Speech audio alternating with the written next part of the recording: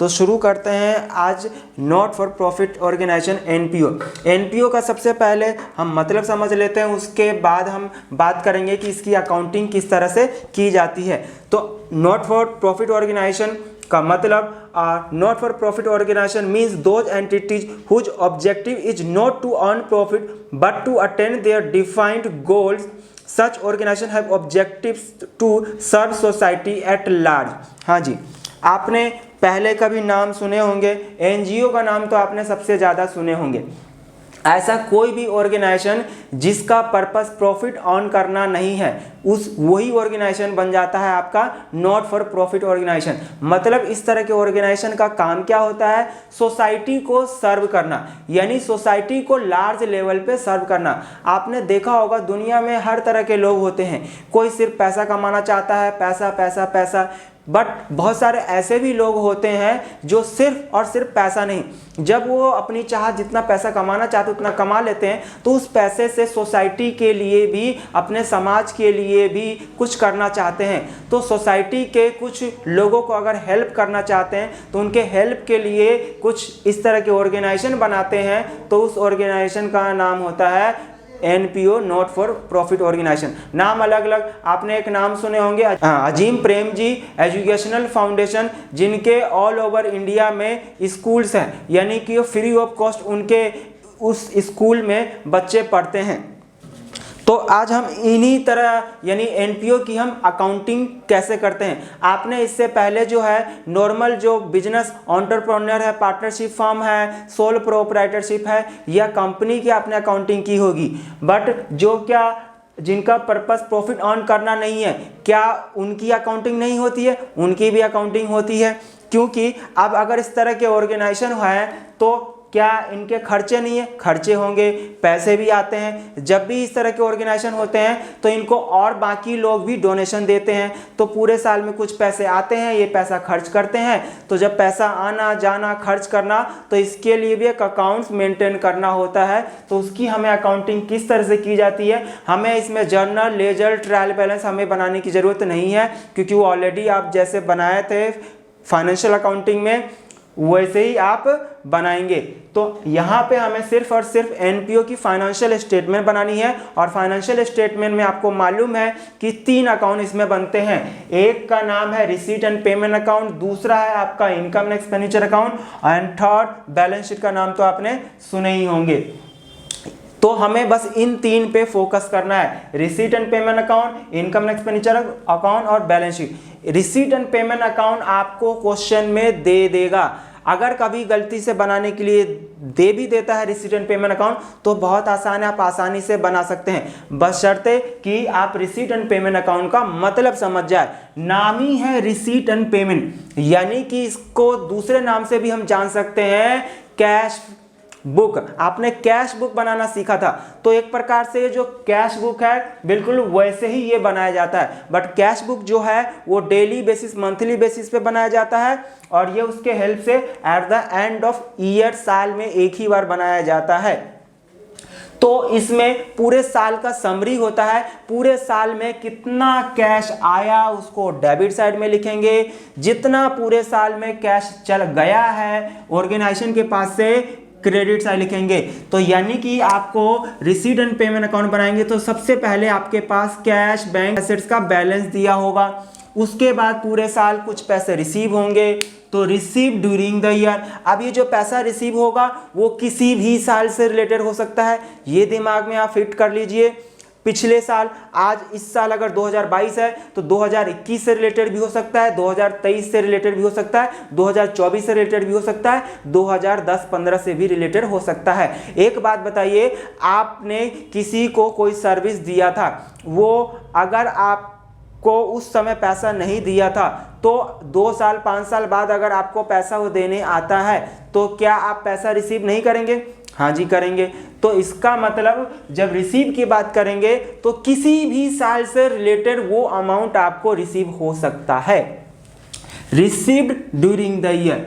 वैसे ही पेमेंट भी किसी भी साल से रिलेटेड हो सकता है। सपोज आपने पिछले साल कुछ मटेरियल आपने खरीदा था या कोई सामान खरीदा था, आपने उसका पेमेंट पिछले साल नहीं किया था, आपके पास उतना फंड नहीं था, तो आपने उधार में खरीदा था, तो पेमेंट इस साल करना पड़ेगा, तो वो पेमेंट पिछले साल से रिलेटेड भी हो सकता है। इस साल आपने कुछ खरीदा है वो भी इस साल से रिलेटेड भी हो सकता है, और नेक्स्ट ईयर के लिए आप एडवांस भी दे सकते हैं। तो पेमेंट में भी आपका प्रीवियस ईयर, करंट ईयर और आने वाला साल यानी कि नेक्स्ट ईयर से रिलेटेड हो सकता है। और इतना पैसा था, इतना आया, इतना पेमेंट कर दिए, फिर साल के एंड में आपके पास कुछ बैलेंस रह जाएगा, और वो बैलेंस कैश का हो सकता है, बैंक का हो सकता है, या फिर फिक्स डिपॉजिट का हो सकता है। तो यही है आपका पूरा का पूरा रिसीट एंड पेमेंट अकाउंट। अब इसी रिसीट एंड पेमेंट अकाउंट के हेल्प से आपको इनकम एंड एक्सपेंडिचर अकाउंट बनाना होगा, और income and expenditure account just like profit and loss account.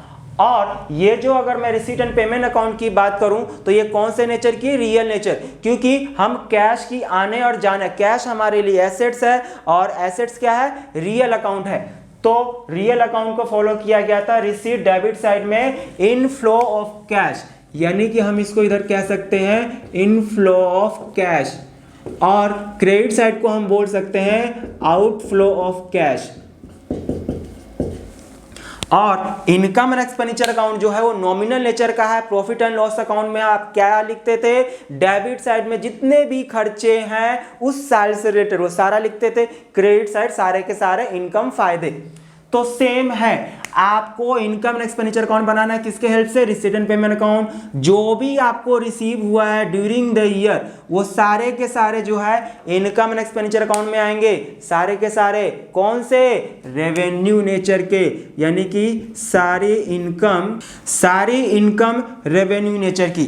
हाँ, जब रिसीट एंड पेमेंट अकाउंट आप बना रहे थे तो यहाँ पे रिसीव में किसी भी साल से रिलेटेड जो अमाउंट रिसीव हुआ है वो सबको यहाँ रिकॉर्ड करना है। बट जब हम इनकम एंड एक्सपेंडिचर अकाउंट की बात करेंगे तो इसमें सिर्फ और सिर्फ आपका करंट ईयर से रिलेटेड होगा, ना पिछले साल से रिलेटेड, ना नेक्स्ट ईयर से रिलेटेड। क्योंकि इनकम एंड एक्सपेंडिचर अकाउंट मैंने बताया कि प्रॉफिट एंड लॉस की तरह है, यानी कि प्रॉफिट या लॉस हर ऑर्गेनाइजेशन जो है, भले ही इसका मोटिव प्रॉफिट अर्न करना नहीं है, इसीलिए इसका प्रॉफिट एंड लॉस अकाउंट की जगह हमने इसका नाम बदल दिया इस अकाउंट का, और उस अकाउंट का नाम हो गया इनकम एंड एक्सपेंडिचर अकाउंट। क्योंकि ये जो इन्होंने बनाया इनकम एंड एक्सपेंडिचर अकाउंट, हर ऑर्गेनाइजेशन ये जरूर देखना चाहेगी कि उसके पास जितना पैसा आ रहा है क्या उतना ही खर्चा हो रहा है, या ज़्यादा खर्चा हो रहा है, या कुछ पैसा बच जा रहा है। जो उसके पास डोनेशन फंड आया उसमें से जो उन्होंने खर्चा किया, तो खर्चा करने के बाद कुछ रह जाता है, यानी कि अगर रह जाता है तो उसको प्रॉफिट नहीं बोलेंगे, उसको सरप्लस बोलेंगे। और अगर उन्होंने एक्सेस पेमेंट कर दिया है, खर्चा कर दिया है और आया कम है, तो उसको हम लॉस की जगह डेफिसिट नाम देंगे। तो ये कब पॉसिबल है, जब सेम ईयर के इनकम लिखेंगे और सेम ईयर का हम खर्चा भी लिखेंगे, तो ही उस साल का नेट सरप्लस यानी कि प्रॉफिट या लॉस यानी कि डेफिसिट हम कैलकुलेट कर पाएंगे। वैसे ही यहाँ पे आपका ये पेमेंट है, तो पेमेंट आपका क्रेडिट साइड में है, तो इनकम एंड एक्सपेंडिचर अकाउंट में किस साइड में आ जाएगा, डेबिट साइड। मालूम है, debit all expenses and losses, credit all income and gain. तो डेबिट साइड में क्या लिखेंगे, सारे खर्चे, जो भी पेमेंट हुआ हो सारा का सारा पेमेंट, आपका जो रेवेन्यू नेचर के खर्चे हैं वो डेबिट साइड, सारे के सारे जो इनकम है वो credit side, only related to current year. ये आपका है इनकम एंड एक्सपेंडिचर अकाउंट। क्या ये जो रिसीव होता है वो सिर्फ और सिर्फ रेवेन्यू नेचर के हैं, ना जी ना। ये जो रिसीव या पेमेंट होता है वो दोनों दो तरह का होता है। एक रिसीट जो होता है वो रेवेन्यू नेचर का, दूसरा जो होता है वो आपका कैपिटल नेचर का। तो हम कुछ बात कर लेते हैं एग्जाम्पल का, क्योंकि इस टॉपिक में आपको कुछ वर्ड्स जो हैं वो जो आपने पहले पढ़े हैं फाइनल अकाउंट जिसमें आपने प्रॉफिट एंड लॉस अकाउंट बनाना सीखा था, उससे इसमें कुछ वर्ड्स जो हैं वो थोड़े से अलग मिलेंगे। तो उस वर्ड्स का मतलब हमको समझ में आना चाहिए। अगर वो मतलब समझ में आ जाता है तो आप आसानी से क्वेश्चन कर सकते हैं। तो ये जो मैंने यहाँ पे रिसीव्ड ड्यूरिंग द ईयर लिखा है, ये रिसीव्ड ड्यूरिंग द ईयर दो तरह के होते हैं। एक रेवेन्यू रिसीट होता है और दूसरा जो होता है आपका कैपिटल रिसीट। वो जो जिस ऑर्गेनाइजेशन जिस चीज़ में डील कर रही है, जो सर्विस सोसाइटी को देने के लिए बनी है ऑर्गेनाइजेशन, उससे रिलेटेड अगर उसको इनकम रिसीव हुआ है तो तो वो आपका रेवेन्यू रिसीट होगा। यानी कि सिंपल भाषा में कि ऑपरेशन, अगर बिजनेस अगर बोला जाए तो बिजनेस को यानी कि ऑर्गेनाइजेशन को ऑपरेट करने से रिलेटेड जो भी ऑपरेट करने से जो इनकम जनरेट होता है वो रेवेन्यू रिसीट है। और कैपिटल रिसीट जिसका बेनिफिट जो है उस ऑर्गेनाइजेशन को लॉन्ग टर्म के लिए मिलेगा वो आपका कैपिटल रिसीट है। तो रेवेन्यू रिसीट में बात करें तो सबसे पहले है सब्सक्रिप्शन, यानी कि जब हम फाइनल अकाउंट पढ़े थे, प्रॉफिट एंड लॉस अकाउंट बनाए थे, ट्रेडिंग अकाउंट, तो वहां पे मेन सोर्सेस ऑफ इनकम जो था वो आपका सेल्स था। यहां पे मेन सोर्सेस ऑफ इनकम जो है वो आपका सब्सक्रिप्शन होगा। सब्सक्रिप्शन का मतलब होता है मेंबरशिप फीस, यानी कि जब ये ऑर्गेनाइजेशन बनाया जाता है तो एक अकेला इंसान नहीं चलाता है, कुछ लोगों के द्वारा बनाया जाता है, कुछ लोग मिलकर चलाते हैं। तो जो भी उसके मेंबर होते हैं वो सारे के सारे मेंबर जो हैं उसमें फीस देते हैं। तो वो मेंबर से जो फीस रिसीव होता है उस ऑर्गेनाइजेशन का चलाने का मेन सोर्सेस ऑफ इनकम होता है, जिसका नाम है मेंबरशिप सब्सक्रिप्शन या फिर सिर्फ सब्सक्रिप्शन कह सकते हो। तो ये हर साल मिलता है, तो हर साल जो मिलता है वो आपका रेवेन्यू रिसीट में सबसे पहला सब्सक्रिप्शन। सेकेंड है आपका एंट्रेंस फीस। जब भी उस ऑर्गेनाइजेशन का कोई मेंबर बनता है तो मेंबर बनने के लिए कुछ फीस पेमेंट करनी होती है, तो उसे कहते हैं एंट्रेंस फीस। ये एंट्रेंस फीस पे एक्सेप्शन होता है, अलग अलग बुक में अलग अलग लिखा होता है। कोई बुक जो है एंट्रेंस फीस को रेवेन्यू नेचर मान लेता है, कोई कहता है कि कैपिटल नेचर का है, वो आपके ऊपर डिपेंड करता है। मैं आपको सजेस्ट करूंगा कि एंट्रेंस फीस को आप रेवेन्यू नेचर का माने, चाहे आप रेवेन्यू माने चाहे आप कैपिटल माने। जिसके ऊपर कोई एक्सेप्शन होता है उसके लिए आपको नीचे नोट देनी होती है। जब आपका क्वेश्चन कंप्लीट हो जाए तो उसके नीचे नोट लिख देंगे और नोट में लिख देंगे कि आपने अज्यूम किया है कि एंट्रेंस फीस जो है वो रेवेन्यू नेचर का है, आपका 1 मार्क्स भी नहीं कटेगा। ठीक है। डोनेशन मिलता रहता है, चंदा आपने सुने होंगे, locker rent, sale of newspaper. अब ऐसे ऑर्गेनाइजेशन न्यूज़पेपर ये सब आते रहते हैं, उसको बेचने से पैसा आ जाए। म्युनिसिपल ग्रांट्स, जब इस तरह की ऑर्गेनाइजेशन बनाई जाती है तो उसको सरकार भी हेल्प करती है।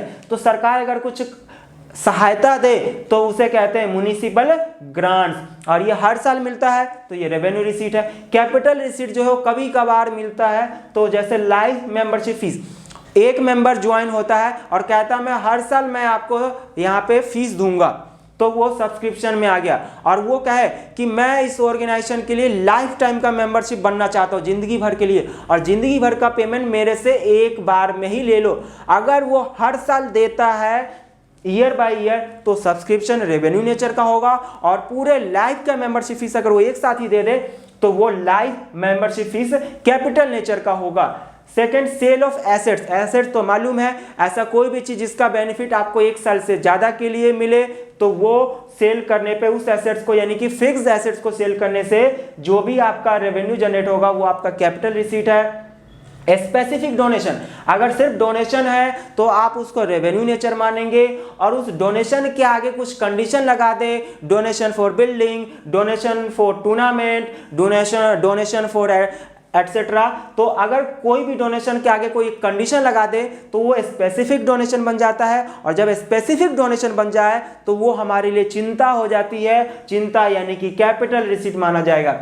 लेगेसी के लिए भी एंट्रेंस फीस के तरह एक्सेप्शन है कि कोई बुक जो है उसको रेवेन्यू मानता है, कोई कैपिटल मानता है। लेगेसी का मतलब होता है कोई इंसान मरते मरते अपना वसीयत में वो प्रॉपर्टी आपके नाम, आपके ऑर्गेनाइजेशन के नाम कर जाता है, तो वो लेगेसी कहलाता है। ठीक है। अब वो जो मरते मरते आपके नाम कर गया है तो वो एक स्पेशल पर्पस के लिए कि आपको अगर सपोज बिल्डिंग है उसकी, तो बिल्डिंग आपके नाम कर गया है, तो बिल्डिंग आपको स्कूल चलाने के लिए कोई एक स्पेसिफिक कर देगा, तो वो आपके लिए एक प्रकार से कैपिटल रिसीट है, यानी कि आपके लिए वो एक प्रकार से लायबिलिटी का काम करेगा, इसीलिए हम इसको कैपिटल रिसीट ही मानेंगे। और इसके लिए भी आपको फुट नोट पे आपको नोट देनी पड़ेगी।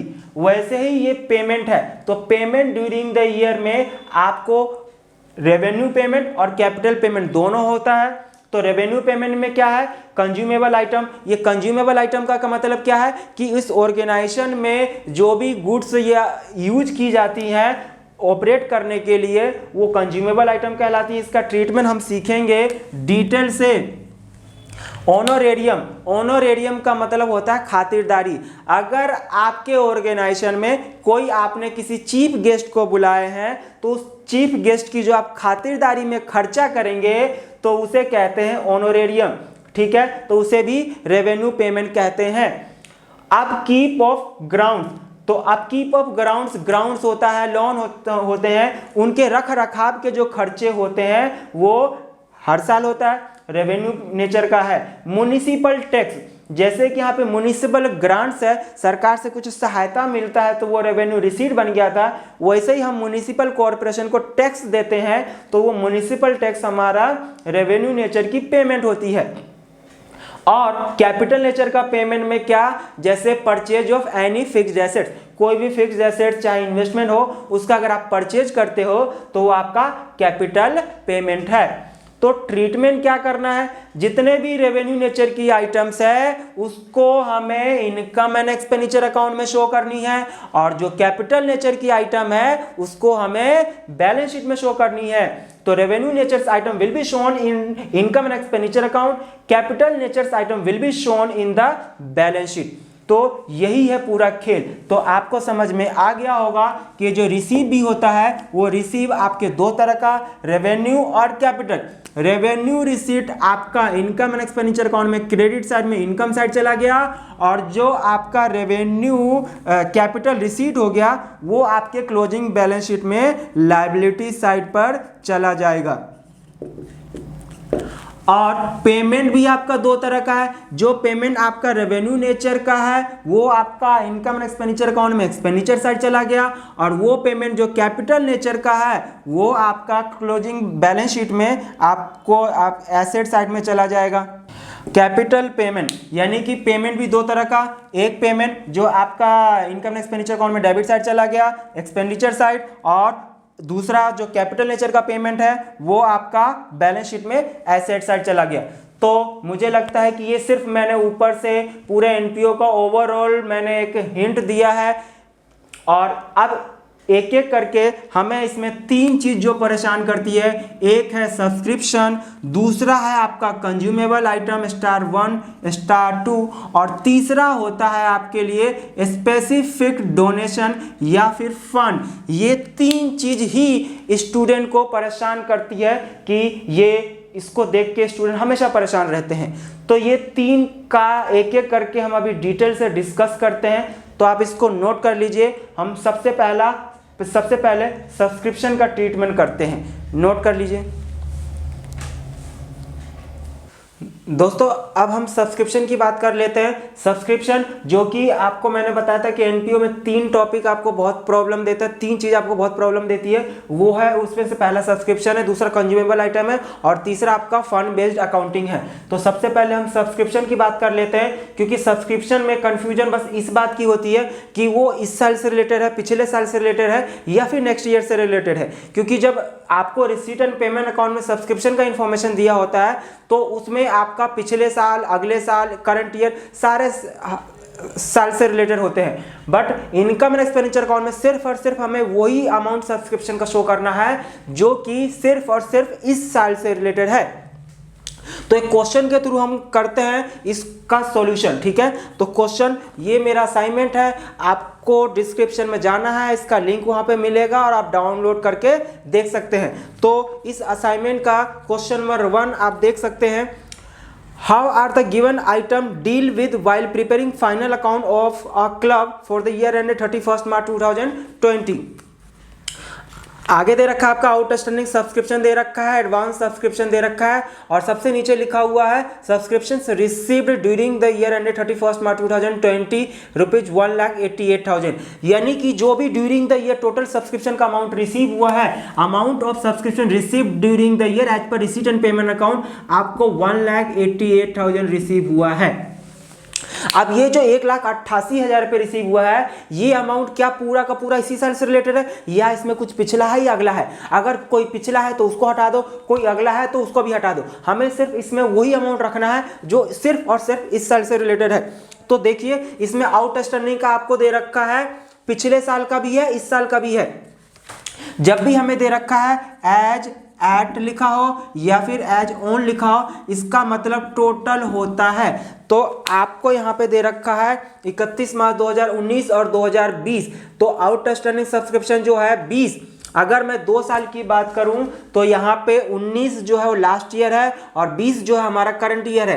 तो 20 जो है करंट ईयर है, तो करंट ईयर का आउटस्टैंडिंग कितना, 50,400। सवाल ये है कि सब्सक्रिप्शन का अमाउंट इस साल से रिलेटेड होना चाहिए, चाहे वो अमाउंट मिले या ना मिले, सिर्फ इस साल से। हमें बिल्कुल भी नहीं देखना है कि इस साल का कितना रिसीव हुआ है, हमें ये देखना है कि इस साल का कितना बनता है। अगर मैं अर्निंग की बात करूं, मैं अपने ट्यूशन की बात करूं एग्जांपल के लिए, तो मुझे बस ये देखना है कि इस साल मैंने 1 साल के अंदर में कितना कमाया, मुझे वो पैसा मिला या नहीं मिला ये मैटर नहीं करता है, सिर्फ कितना कमाया। अब रिसीव होने में तो इस साल वो भी अमाउंट रिसीव हो सकता है जो पिछले साल मेरे पास स्टूडेंट पढ़े होंगे, उन्होंने पिछले साल फीस नहीं दिया था तो पिछले साल वाला इस साल आके देगा है। कुछ बच्चे ऐसे होते हैं जो नेक्स्ट ईयर से रिलेटेड इसी साल दे देते हैं एडवांस में, तो ना हमें पिछले साल वाला देखना है ना इस साल। हाँ, अगर पिछले साल किसी स्टूडेंट ने मुझे एडवांस दिया था, बोला था कि सर मैं 2022 में आपके पास पढ़ने आऊँगा,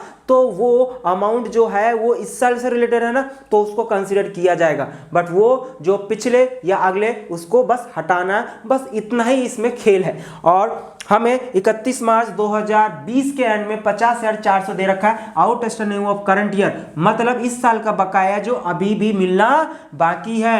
तो प्लस कर दो, इस साल का है ना, जो इस साल का है प्लस कर दो, मिले या ना मिले। और 36,800 जो है 31 मार्च 2019 के डेट में है, इसका मतलब पिछले साल का बकाया। तो पिछले साल का बकाया इस साल मिला है, हटा दो, कितना है आपका 36,008 outstanding in last year received in current year, मतलब पिछले साल का बकाया जो इस साल प्राप्त हुआ है। अब हो गया प्रीपेड की बात। एक बात बताइए, अगर 2019 में मुझे एडवांस मिला था तो कब के लिए मिला होगा, 2020 के लिए। और अगर 2020 में एडवांस, नाम ही है एडवांस, एडवांस का मतलब होता है आगे समय के लिए, तो 2019 में जो मिला था इस साल के लिए 2020 के लिए, हम 2020 के पॉइंट ऑफ व्यू से कर रहे हैं। तो 2019 में एडवांस मुझे मिला था 24,000 रुपये, तो prepaid in last year for current year 24,000 रुपये प्लस हो जाएगा और ये माइनस। और 32,000 मुझे 2020 के एंड में मिला इस साल, मतलब अगले साल के लिए, हटा दो, इस साल का नहीं है। तो ये 20,000 रुपये, तो आप इसको प्लस माइनस करके बताइए कितना आ रहा है। दोस्तों ये यहाँ पे मैंने गलती से 20,000 रुपये लिख दिया था। आपका जो subscription received in current year for next year जो है आपका 32,000 है, तो 32,000 माइनस होगा। अब देखिए अकाउंट के फॉर्म में पिछले साल का आपका प्रीपेड जो मिला था इस साल के लिए 24,000 रुपये, पिछले साल का आउटस्टैंडिंग जो 36,800 है ये मैंने बैलेंस बीडी लिख लिया, और इस साल को जो आउटस्टैंडिंग है at the end of current year 50,400 है, और इस साल जो एडवांस मिला अगले साल से रिलेटेड 32,000 है। और यहाँ पे बाई कैश एंड बैंक मतलब as per receipt and payment account, यानी रिसीट एंड पेमेंट का अकाउंट के अकॉर्डिंग जो 1,88,000 रुपये आपको जो सब्सक्रिप्शन इस साल मिला है, टोटल रिसीव हुआ है, वो रिसीव यहाँ पे है। तो टोटल सम कर दो। कहने का मतलब ये कि इसमें जो चीज़ आप प्लस करते थे तो वो प्लस वाले को आप क्रेडिट साइड में लिखना है, और जो चीज़ आप माइनस करते थे, ये दो चीज़ जो माइनस करते हो ये माइनस आप डेबिट साइड करोगे तो आपका बैलेंसिंग फिगर आपका आ गया 1,93,600 जो आपके स्टेटमेंट से आया है। तो आप ऐसे भी कर सकते हैं, आप ऐसे भी कर सकते हैं। और अगर इसी को बैलेंस शीट में कन्वर्ट करना हो तो बैलेंस शीट आपको मालूम है कि इसमें 2 बैलेंस शीट बनेगा। ये 2 बैलेंस शीट बनने का क्या लॉजिक है, हम इसकी बात जब हम बनाएंगे तब करेंगे। अभी फिलहाल देख लेते हैं कि ओपनिंग बैलेंस शीट पिछले साल से रिलेटेड, तो पिछले साल सब्सक्रिप्शन आउटस्टैंडिंग मतलब मिलना बाकी है, और हमें मिलना बाकी इनकम है, और इनकम हमारे लिए मिलना है क्रूड है तो मेरे लिए एसेट्स होता है, फ्यूचर बेनिफिट मिलेगा। और प्रीपेड जो होता है, क्योंकि कोई भी इनकम अगर मुझे एडवांस में रिसीव होता है तो मेरे लिए लायबिलिटी हो जाता है, रिस्पॉन्सिबिलिटी इंक्रीज हो जाता है, तो मेरे लिए लायबिलिटी। तो पिछले साल का आउटस्टैंडिंग सब्सक्रिप्शन जो है ओपनिंग बैलेंस शीट में आ जाएगा आपका 36,800, और पिछले साल का प्रीपेड सब्सक्रिप्शन जो है वो है आपका 24,000 रुपये, ये ओपनिंग में आ गया। इस साल का जो आपका आउटस्टैंडिंग है वो है आपका 50,400, और इस साल का जो आपका प्रीपेड है, prepaid subscription for next year वो है 32,000। ये होगी पोस्टिंग कंप्लीट। तो आप इसको नोट कर लीजिए। अभी दो तीन क्वेश्चन और सब्सक्रिप्शन के ही करेंगे, जल्दी से नोट करिए। तो दोस्तों जल्दी से हम क्वेश्चन नंबर 2 भी देख लेते हैं। क्वेश्चन नंबर 2 में लिखा है from the following information calculate the amount of subscription to be credited to in the income expenditure account for the year ended 2019-20। यानी कि 19-20 से रिलेटेड आपको सब्सक्रिप्शन का अमाउंट कैलकुलेट करना है, वो अमाउंट कैलकुलेट करना है जो इनकम एंड एक्सपेंडिचर अकाउंट में शो होगा। इनकम एंड एक्सपेंडिचर अकाउंट में कौन सा अमाउंट, जो इस सेल से रिलेटेड है। तो सबसे पहले आप देखिए subscription receive during the year. During the year मुझे कितना मिला है, 80,000 रुपये मिला है। अब इस 80,000 रुपये में क्या लिखा है कि आपको 5 इंफॉर्मेशन अलग से दे रखा है। सब्सक्रिप्शन आउटस्टैंडिंग 31 मार्च 2019 है 26,000 रुपये। सब्सक्रिप्शन आउटस्टैंडिंग 31 मार्च 2020 है 6,000 रुपये। Subscription received in advance on 31 March 2019 है 15,000 and subscription received in advance on 31 March 2020 है 10,000। और सबसे लास्ट में लिखा है subscription of ₹2,000 are still in arrear for the year 2018-19। मतलब इस साल का एंड जो है हमारा क्लोजिंग जो है 19-20 है। हम यहाँ पे जो कैलकुलेट कर रहे हैं 2019-20 के लिए, तो प्रीवियस ईयर कौन सा होगा, 18-19 होगा। तो 19-20 में मुझे 80 मिल गया है। और ध्यान से देखिए सब्सक्रिप्शन जो है 31 मार्च, इसको समझने की जरूरत है। लिखा हो क्वेश्चन में ऑन 31 मार्च, एक ये डेट लिखा होता है और एक लिखा होता है फॉर द ईयर 2018-19 या ऐसा कुछ भी। तो दोनों में बहुत अंतर है, याद रखना। अगर क्वेश्चन में एज ऑन लिखा हुआ है तो एज ऑन इस डेट का मतलब है टोटल। क्या है आपका, टोटल, ध्यान रखिएगा। और अगर ये 4 लिखा हो तो 4 मतलब सिर्फ और सिर्फ उसी साल से रिलेटेड जो कि 4 के आगे जो ईयर होगा। अगर 4 के आगे ईयर 2018-19 है तो ये अमाउंट सिर्फ और सिर्फ 18-19 से रिलेटेड होगा। अगर 4 के आगे 20-21 है तो ये अमाउंट सिर्फ और सिर्फ 20-21 से रिलेटेड होगा। बट अगर एज ऑन अमाउंट लिखा हुआ ऐसे करके तो इसका मतलब इस डेट को टोटल बकाया, टोटल आउटस्टैंडिंग कितना है, ध्यान रखना है बस इसी बात का। अगर इन दोनों में आपको डिफरेंस मालूम चल गया तो सब्सक्रिप्शन का किसी भी तरह का क्वेश्चन आ जाए, मैं बता रहा हूं आप आसानी से सॉल्व कर सकते हैं। और जो मैं अभी ये क्वेश्चन करा रहा हूं, ये क्वेश्चन नंबर 2, इससे टफ क्वेश्चन नहीं आ सकता आपका सब्सक्रिप्शन का।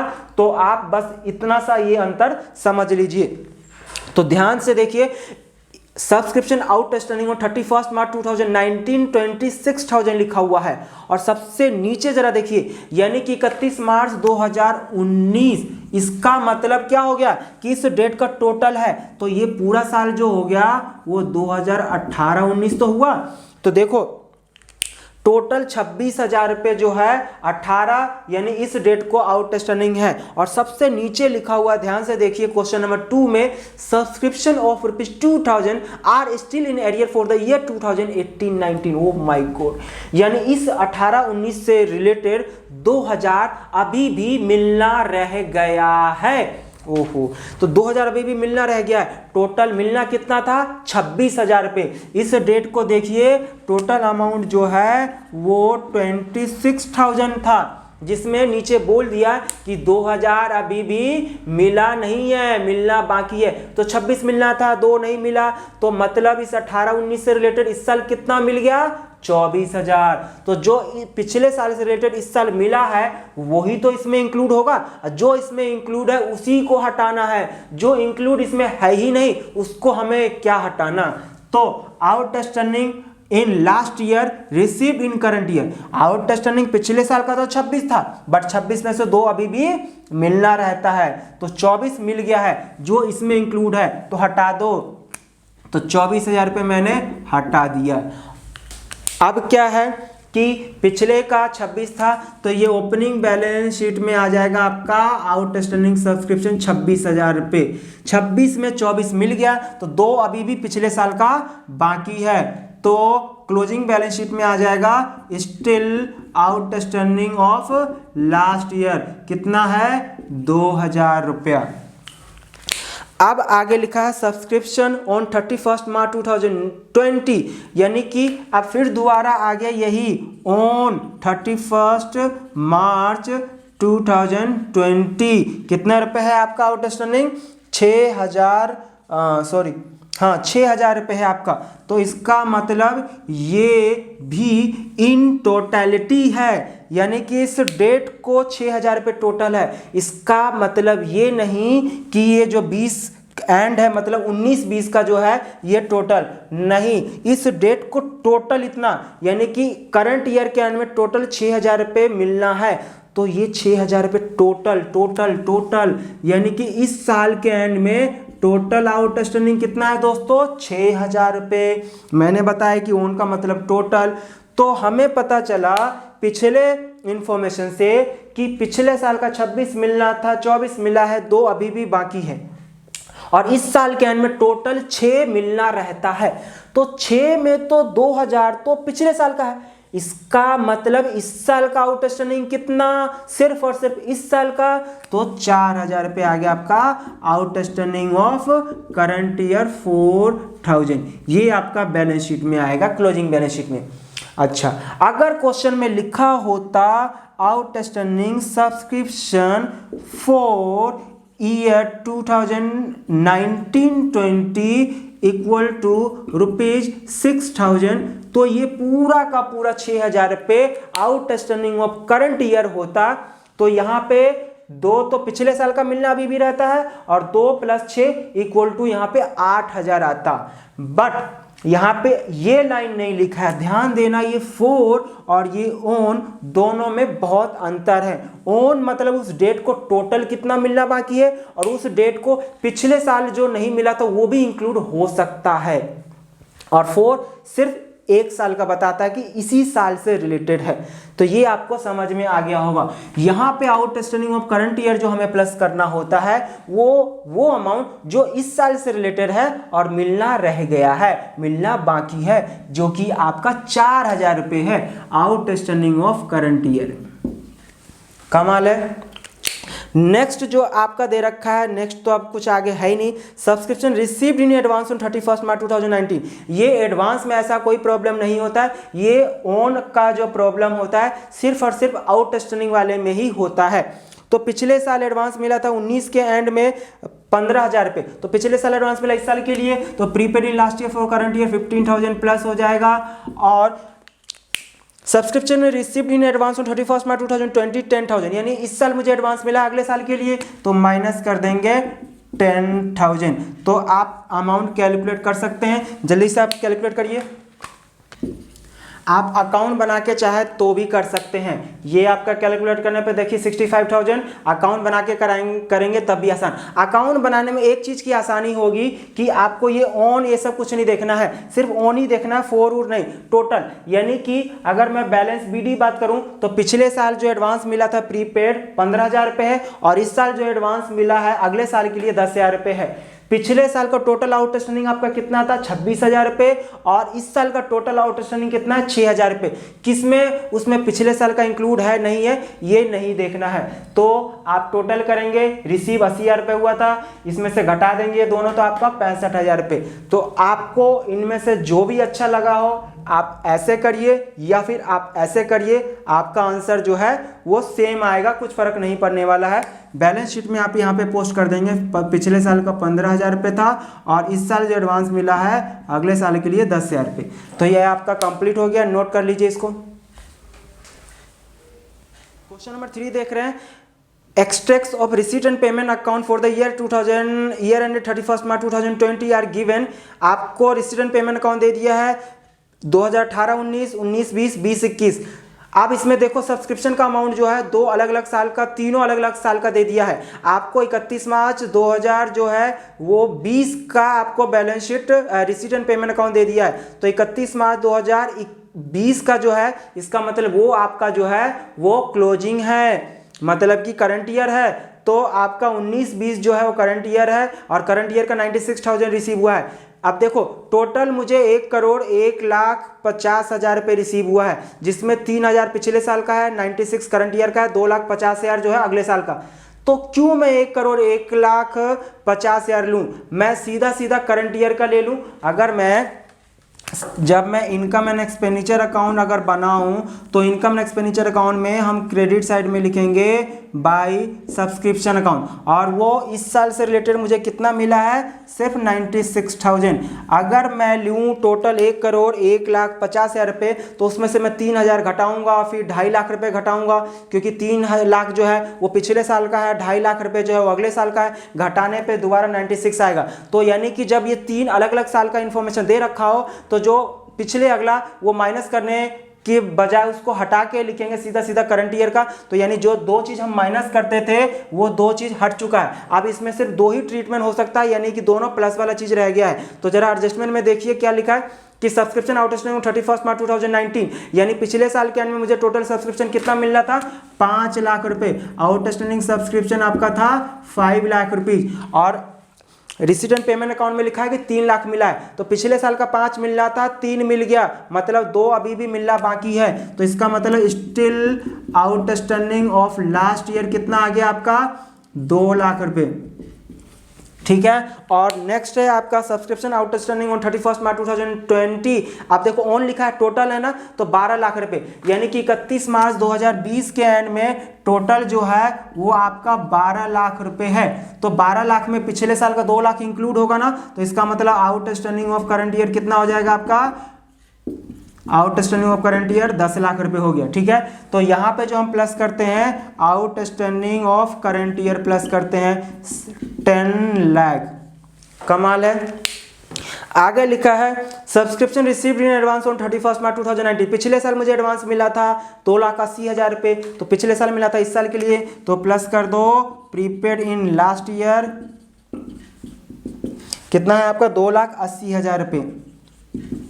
तो ये टोटल कर लीजिए, ये इनकम एंड एक्सपेंडिचर अकाउंट आप डायरेक्ट या तो स्टेटमेंट के फॉर्म में करिए, सब्सक्रिप्शन अकाउंट बना के करिए, या direct income and expenditure account का फॉर्मेट बनाइए और उसमें इस तरह से आप सोल्व कर दीजिए। तो ये आपका आ जाएगा टोटल कितना, ये आपका बैलेंस शीट भी कंप्लीट हो गया। यहाँ पे आपका 1,08,80,000 रुपये आ गया, वो अमाउंट जो इस साल से रिलेटेड है इनकम एक्सपेंडिचर अकाउंट में।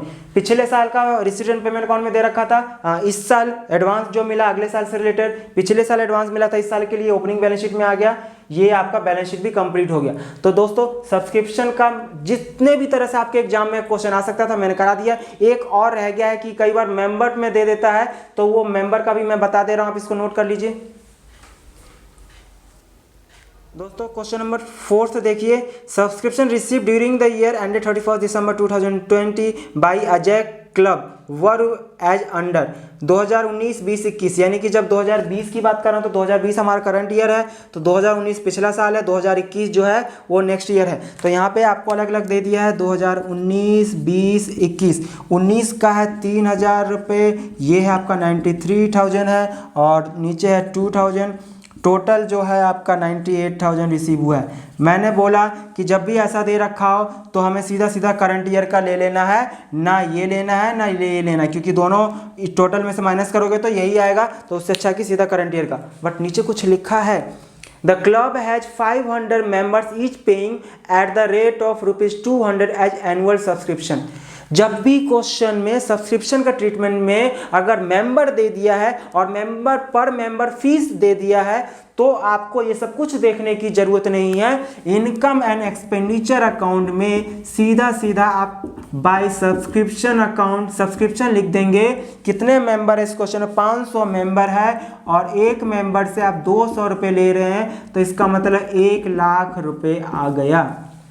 कितना आ गया दोस्तों, 1 लाख रुपए।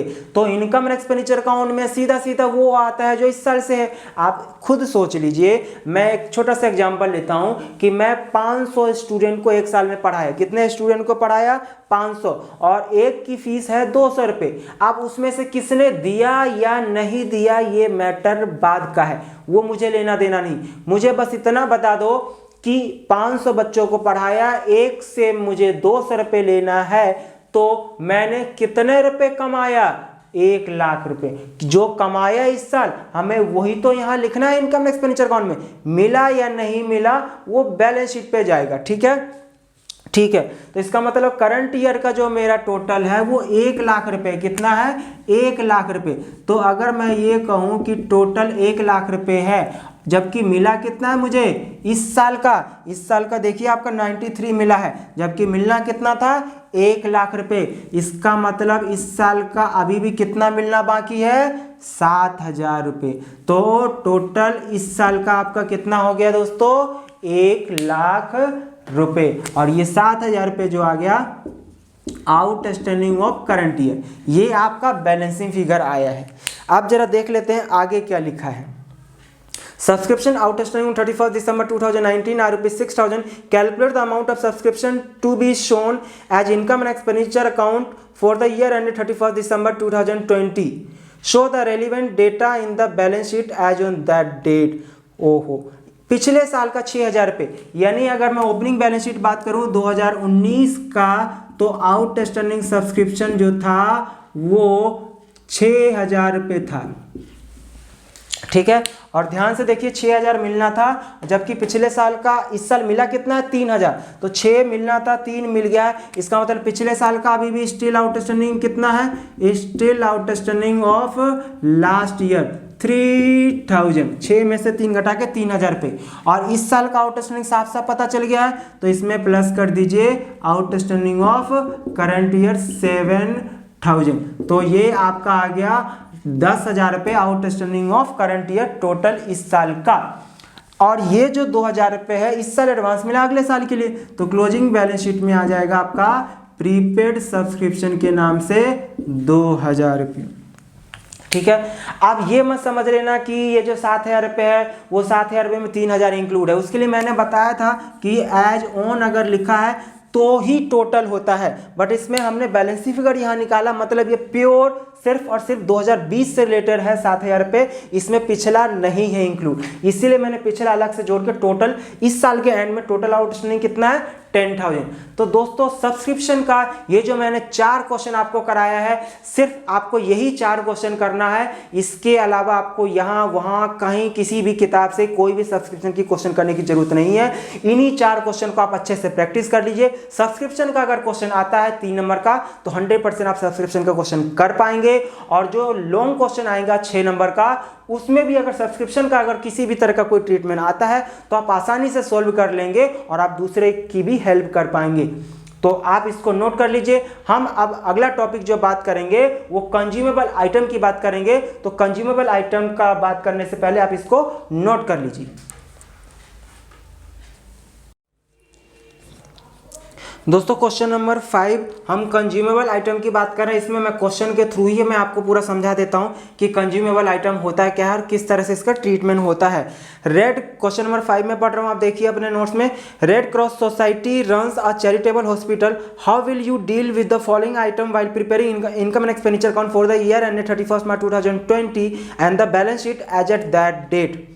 यानी कि इनकम एक्सपेंडिचर अकाउंट में किस तरह से इसका ट्रीटमेंट होगा और बैलेंस शीट में क्या इफेक्ट आएगा। स्टॉक ऑफ मेडिसिन दे रखा है, क्रेडिटर फॉर मेडिसिन दे रखा है, एडवांस पेड फॉर मेडिसिन दे रखा है, और अगले पेज आगे दे रखा है advance paid for medicine carried from 2018-19, amount paid for medicine during 2019-20। तो सबसे पहले ये हमें पहचानना है कि हमारा करंट ईयर क्या है। करंट ईयर हमारा जो है 31 मार्च 2020, इसका मतलब जो भी हम बात करेंगे यहाँ पे 2019-20 की बात करेंगे। इसका मतलब हमारा जो करंट ईयर है वो सिर्फ और सिर्फ हम सिर्फ और सिर्फ 2019 और 20 की बात करेंगे। तो 19-20 से रिलेटेड अमाउंट हमको देखना है। तो stock of medicine, stock of medicine पहले मैं वैल्यू पुट कर दे रहा हूँ, फिर उसका मतलब मैं आपको समझाऊंगा। 2019 यानी पिछला साल है, 2020 मतलब इस साल का है। तो पिछले साल वाले स्टॉक को बोलते हैं ओपनिंग स्टॉक। तो ओपनिंग स्टॉक है 6,000 रुपये आपका, और क्लोजिंग जो है आपका साल के एंड में है 1,000 रुपया। अब क्रेडिटर फॉर मेडिसिन, यहां भी सब्सक्रिप्शन की तरह ही सेम ट्रीटमेंट होगा। क्रेडिटर यानी कि 2019 पिछले साल का है, तो पिछले साल का है तो माइनस कर दो, और 2,600 रुपये जो है वो इस साल का है, तो इस साल का है तो प्लस कर दो। तो 2,600 रुपये क्रेडिटर फॉर करंट ईयर है आपका, और जो 4,000 रुपये है वो आपका पिछले साल का क्रेडिटर ऑफ लास्ट ईयर 4,000 रुपये। कमाल है। और advance paid for medicine on 31 March 2020, यानी इस साल हमने एडवांस पे किया है। कब के लिए होगा? फिर अगले साल के लिए। तो माइनस कर दीजिए creditor for advance prepaid for next year. Prepaid for in current year for next year है आपका 2600 रुपया, तो ये भी माइनस हो जाएगा। अब हम इसका अगर बैलेंस शीट की बात करें तो हमें दो बैलेंस शीट बनाना है। ओपनिंग बैलेंस शीट बनानी है, और ओपनिंग बैलेंस शीट का मतलब यहाँ पे 2018-19 होगा, और जो क्लोजिंग बैलेंस शीट बनाना है हमको, क्लोजिंग बैलेंस शीट का मतलब 2019-20, यानी कि हम 2020 के एंड में बना रहे हैं। तो देखो सबसे पहले आपका स्टॉक ऑफ मेडिसिन दे रखा है। पिछले साल का स्टॉक ऑफ मेडिसिन दे रखा है, कितना है? 6000 रुपये। और इस साल का दे रखा है आपका स्टॉक ऑफ मेडिसिन, आप पूरा लिखेंगे, मैं शॉर्ट में लिख रहा हूँ। क्रेडिटर मालूम है आपको कि लायबिलिटी होता है, तो क्रेडिटर जो है दोनों बैलेंस शीट में लायबिलिटी साइड आ जाएगा। आप पूरा लिखेंगे क्रेडिटर फॉर मेडिसिन, तो ये क्रेडिटर का हो गया। प्रीपेड जो है वो इस साल का है, तो मतलब क्लोजिंग बैलेंस शीट में आएगा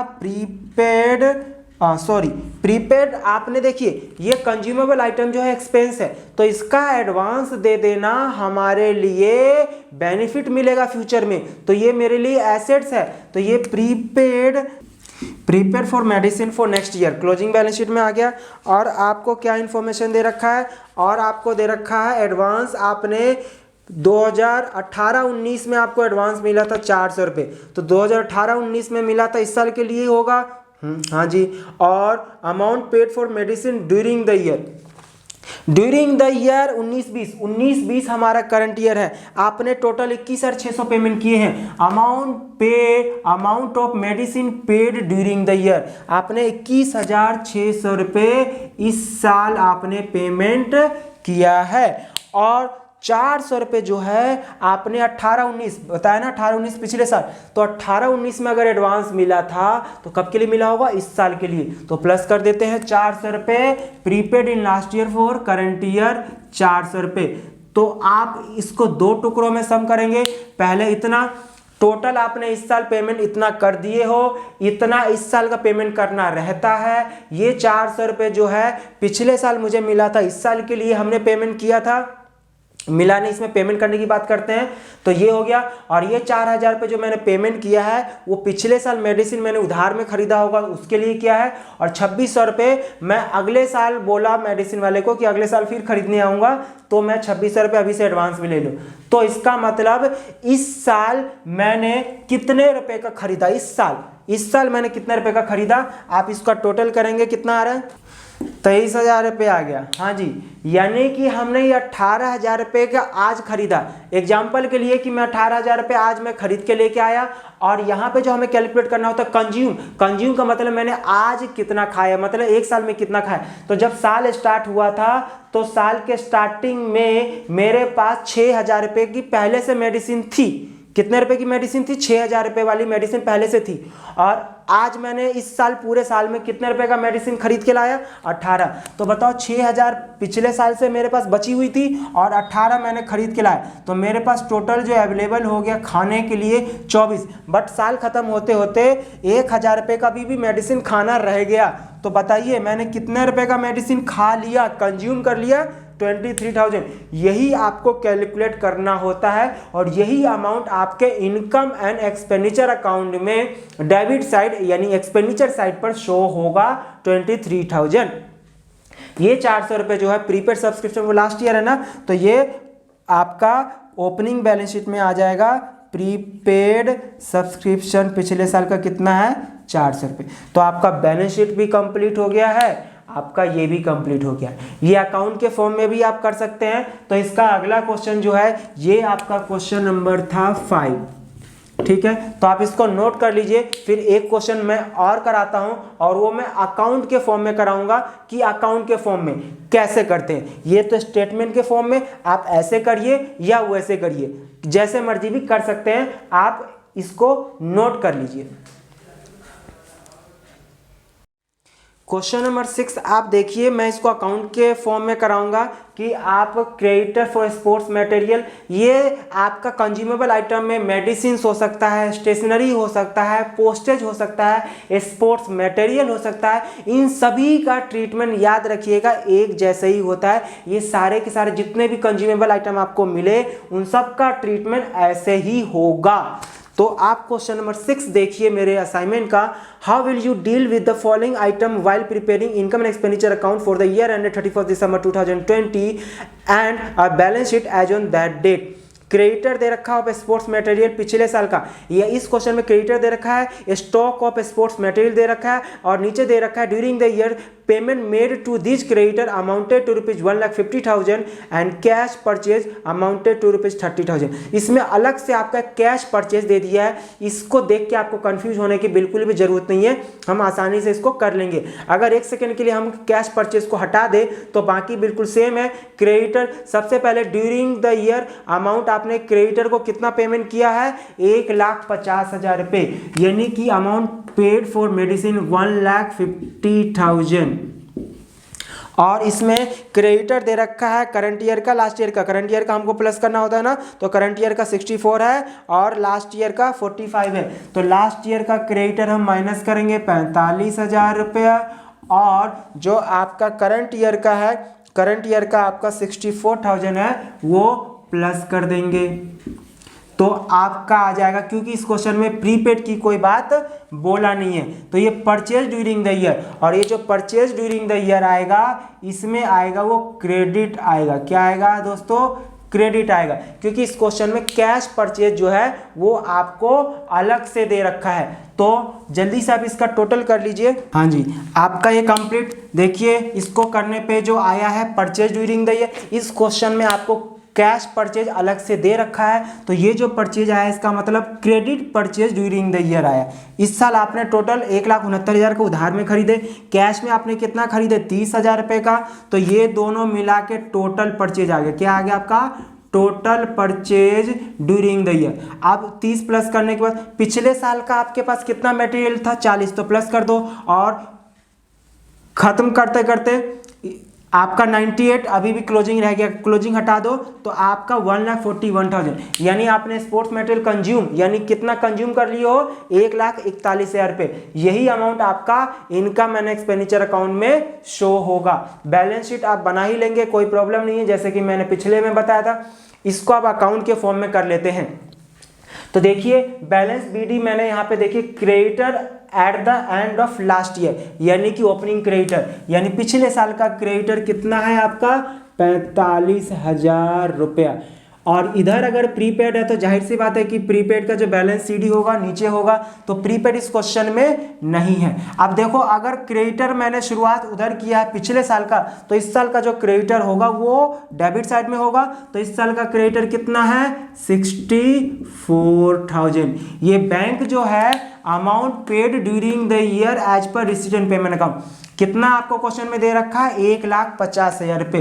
तो आप अगर 1,50,000 रुपये पेमेंट कर देंगे तो टोटल जोड़ के जो बैलेंसिंग फिगर आएगा वो आप कहाँ पे ट्रांसफर करेंगे, स्टॉक ऑफ स्पोर्ट्स मटेरियल में। कितना आ रहा है इनका कैलकुलेशन पे 1,69,000। आप इसका सम भी कर सकते हैं।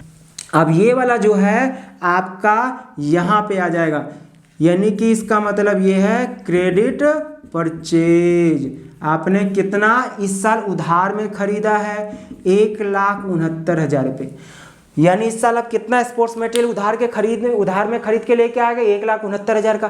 पहले से आपके पास जो क्रेडिट स्पोर्ट्स मटेरियल का ओपनिंग स्टॉक था 40,000, तो 40,000 पहले का था, 1,69,000 आपने उधार में खरीदा और आपने 30,000 का कैश में खरीदा, तो टोटल आपके पास इतना अवेलेबल हो गया। और इतना अवेलेबल में से 98 का आपने कंज्यूम नहीं कर पाए, तो 98 कंज्यूम अगर नहीं कर पाए तो टोटल इसमें से अगर इतना कंज्यूम नहीं हुआ तो जो बचा वो 1,41,000 वो आपने कंज्यूम कर लिए हो, और जो कंज्यूम कर लिए हो वही तो इनकम एंड एक्सपेंडिचर अकाउंट में जाता है। तो ये आपका कंप्लीट हो गया, टोटल आप कर सकते हैं। कमाल है। तो आपका इस तरह से कंज्यूमेबल आइटम भी कंप्लीट हो गया है। नेक्स्ट जो हम अभी सीखने जा रहे हैं वो फंड बेस्ड अकाउंटिंग, यानी फंड से रिलेटेड उसकी ट्रीटमेंट क्या होती है, हम उसकी बात करेंगे। तो आप जल्दी से इसको नोट कर लीजिए।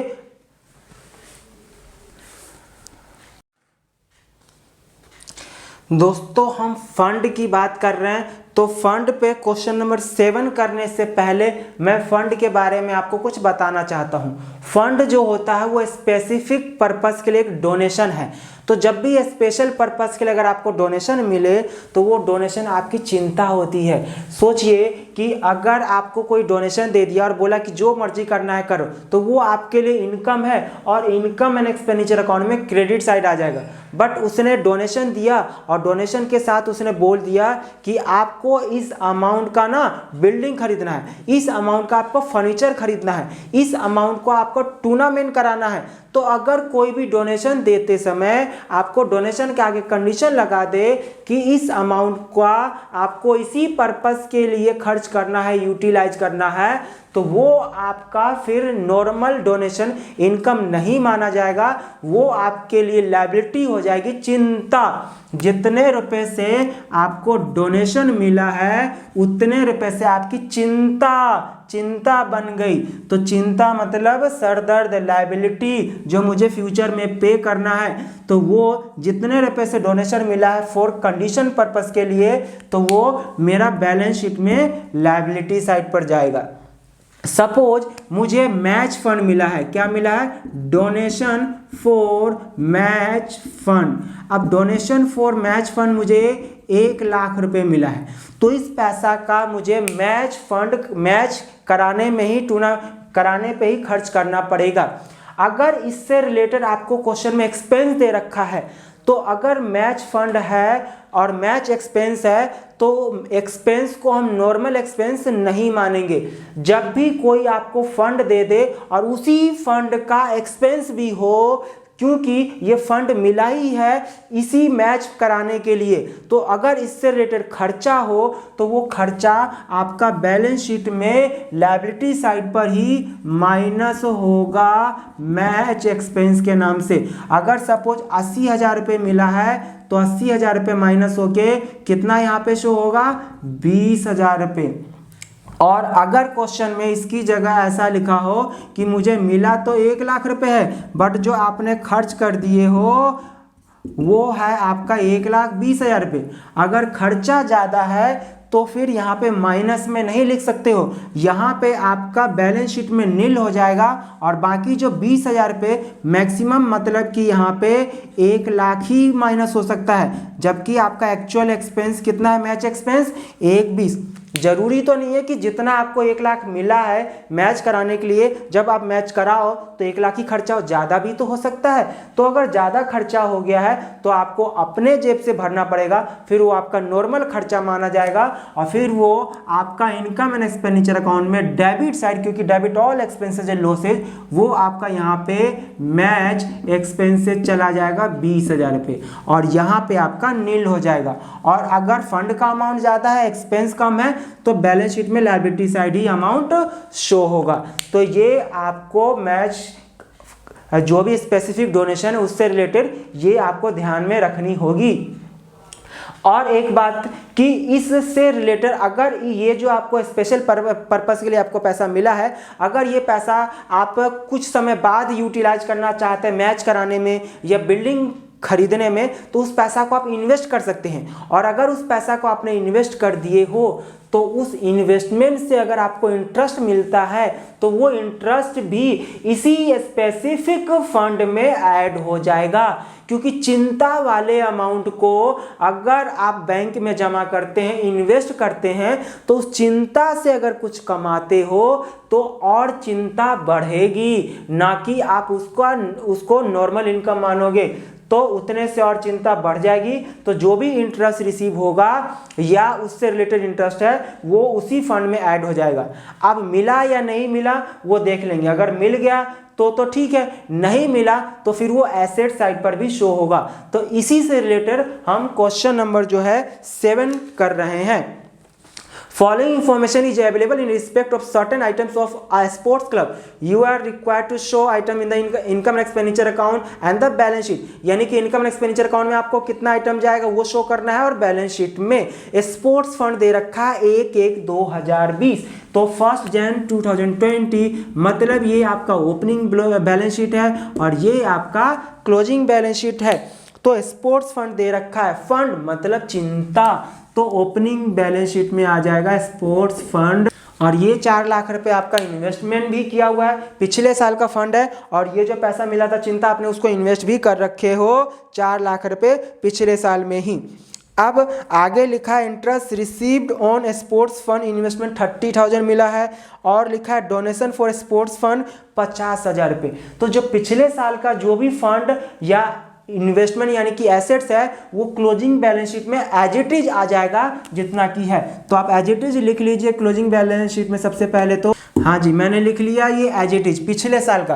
अब पिछले साल का मेरे पास मैच फंड 4 लाख रुपए था, इस साल मुझे मिला है डोनेशन स्पोर्ट्स के लिए ही, सॉरी स्पोर्ट्स है सारा, तो प्लस कर देंगे डोनेशन 4,50,000 रुपये आपका आ गया डोनेशन मिला के। पिछले साल का 4,50,000 इस साल मिल गया, चिंता टोटल कितने की हो गई 4,50,000 रुपये की हो गई। अब उसके बाद जरा देखिए इसमें मुझे इंटरेस्ट मिला है, interest received on sports fund 30,000। तो आप जरा देखिए कि पिछले साल आपने कितने रुपए इन्वेस्ट कर रखे थे, पूरे के पूरे 4 लाख। तो 4 लाख रुपए का 10% पूरे साल का बनता है, तो 4 लाख का 10% कितना होता है 40,000 रुपये। तो इसका मतलब यहाँ पे टोटल कितना इंटरेस्ट आना चाहिए, interest on sports fund investment 40,000 रुपये। 40 में 30 तो हमें मिल चुका है, 10 मतलब कि मिलना बाकी है, और अगर मिलना बाकी है ना तो वो आपका क्या बन जाता है, accrued interest on sports fund investment. कितना 10,000 रुपया। तो यहाँ पे आपका आ जाएगा 4,40,000। यहाँ पे याद रखिएगा कि टोटल इंटरेस्ट आएगा चाहे वो इंटरेस्ट मिले या ना मिले 40,000। आगे आपका लिखा हुआ है कि डोनेशन स्पोर्ट्स प्राइज अवॉर्डेड 60,000। हाँ जी, अब अवार्ड यानी कि हमें फंड मिला ही है पैसा खर्च करने के लिए, अवार्ड देने के लिए, स्पोर्ट्स कराने के लिए। तो टोटल मेरे पास अवेलेबल जो अमाउंट हो गया 4,90,000 रुपये। इसमें से मैंने कितने रुपए का प्राइज अवार्ड कर दिया है तो वो माइनस कर देंगे, क्योंकि जिस पर्पस के लिए हमें मिलता है फंड उसी पर्पस के लिए हमको खर्च करना है। तो प्राइज अवार्ड किए है ना, तो माइनस कर दीजिए, कितना है आपका 60,000 रुपये। 4,20,000 490 आपका यहाँ तक आ गया था, आपने स्पोर्ट्स प्राइज अवार्ड 60,000 रुपये माइनस कर दिया। और आपका आगे लिखा हुआ है एक्सपेंसेज ऑन स्पोर्ट्स इवेंट, यानी स्पोर्ट्स इवेंट कराने पे कितना रुपये और खर्चा हो गया 10,000 रुपये। तो आपके पास अभी भी चिंता कितने रुपए की बची है 4,20,000 रुपये। तो ये मुझे लगता है कि आपको समझ में आ गया होगा। आगे देखते हैं जनरल फंड। जनरल फंड का मतलब वो स्पेशल नहीं है, यानी कि इस फंड का आप किसी भी पर्पस के लिए यूज कर सकते हैं। बट हैव फंड तो ये भी लायबिलिटी साइड ही आ जाएगा। अब बोलोगे सर आप किसी भी बोले थे कि किसी भी पर्पस के लिए यूज किया जा सकता है, तो वो तो नॉर्मल इनकम मान के इनकम एक्सपेंडिचर अकाउंट पे शो करते हैं, वो डोनेशन के लिए मैंने बोला था। आगे यहाँ जनरल फंड बोल दिया है तो ये भी आपको लायबिलिटी ही मानना है। ये एक प्रकार से कैपिटल फंड का काम करता है। किसका काम करता है, कैपिटल फंड का। तो कैपिटल फंड का हम बाद में बात करेंगे। तो अभी जनरल फंड आपको 3 लाख रुपए दे रखा है, और 1/1/2020 को 8% जनरल फंड इन्वेस्टमेंट, मतलब ये फंड भी पिछले साल का है और उस फंड को आप ऑलरेडी इन्वेस्ट कर रखे हो। तो ये दोनों ओपनिंग बैलेंस शीट में भी आएगा, क्लोजिंग में भी आएगा। तो आप जल्दी से लिखिए। हाँ जी, जनरल फंड मैंने क्योंकि पिछले साल का ओपनिंग बैलेंस शीट में आ गया, क्लोजिंग में भी आ गया, इसको आप इन्वेस्ट भी कर चुके हो तो एसेट साइड भी आ जाएगा और क्लोजिंग बैलेंस शीट में भी आ गया। ये मैंने आउटर कॉलम में लिखा है या इनर कॉलम में, क्यों, क्योंकि इस पे भी इंटरेस्ट की कहानी है। 3 लाख रुपए जब पिछले साल आपने इन्वेस्ट कर दिए थे, यानी कि 1 जनवरी को आपका इन्वेस्ट हो चुका है, तो 31 दिसंबर तक के पूरे 1 साल का इंटरेस्ट तो बनता है ना। तो 3 लाख रुपए का 8% कितना होता है 24,000 रुपये, ठीक है। तो ये 24,000 रुपये मिलना चाहिए ना। एडजस्टमेंट में जरा सबसे लास्ट में देखिए, interest on general fund investment rupees 18,000, यानी कि इस जनरल फंड इन्वेस्टमेंट में मुझे कितना मिला है 18, और मिलना कितना चाहिए था 3 लाख का 8%, 24,000 रुपये। तो अभी भी कितना मिलना बाकी है 6,000 रुपये। तो ये 6,000 रुपये क्या हो गया, accrued interest on general fund investment 6,000। ये 6,000 रुपये कैसे आया, 24,000 रुपये टोटल बनता है, 18 रिसीव हो गया है, 6,000 रुपये। अब किससे रिलेटेड है ये इंटरेस्ट, हमें लेना देना नहीं होता है बैलेंस शीट में, वो जो मिलना रह जाता है, क्योंकि ये सिर्फ और सिर्फ मेरे लिए एसेट्स है, मिल जाता तो वो यहाँ पे नहीं आता। ओके, अब इसका दूसरा इफेक्ट क्या होगा, हमने सीखा कि स्पेसिफिक फंड से रिलेटेड अगर इंटरेस्ट आता है तो उसी फंड में ऐड होता है, बट जनरल फंड से जो हमें इंटरेस्ट मिलेगा वो उस इंटरेस्ट का आप कुछ भी कर सकते हैं, आपके लिए नॉर्मल इनकम होगा। तो उस नॉर्मल इनकम को आप कहाँ शो करोगे, इनकम एंड एक्सपेंडिचर अकाउंट के थ्रू, और ये आपके लिए क्योंकि इनकम है तो इनकम साइड आप लिखोगे क्रेडिट साइड में बाय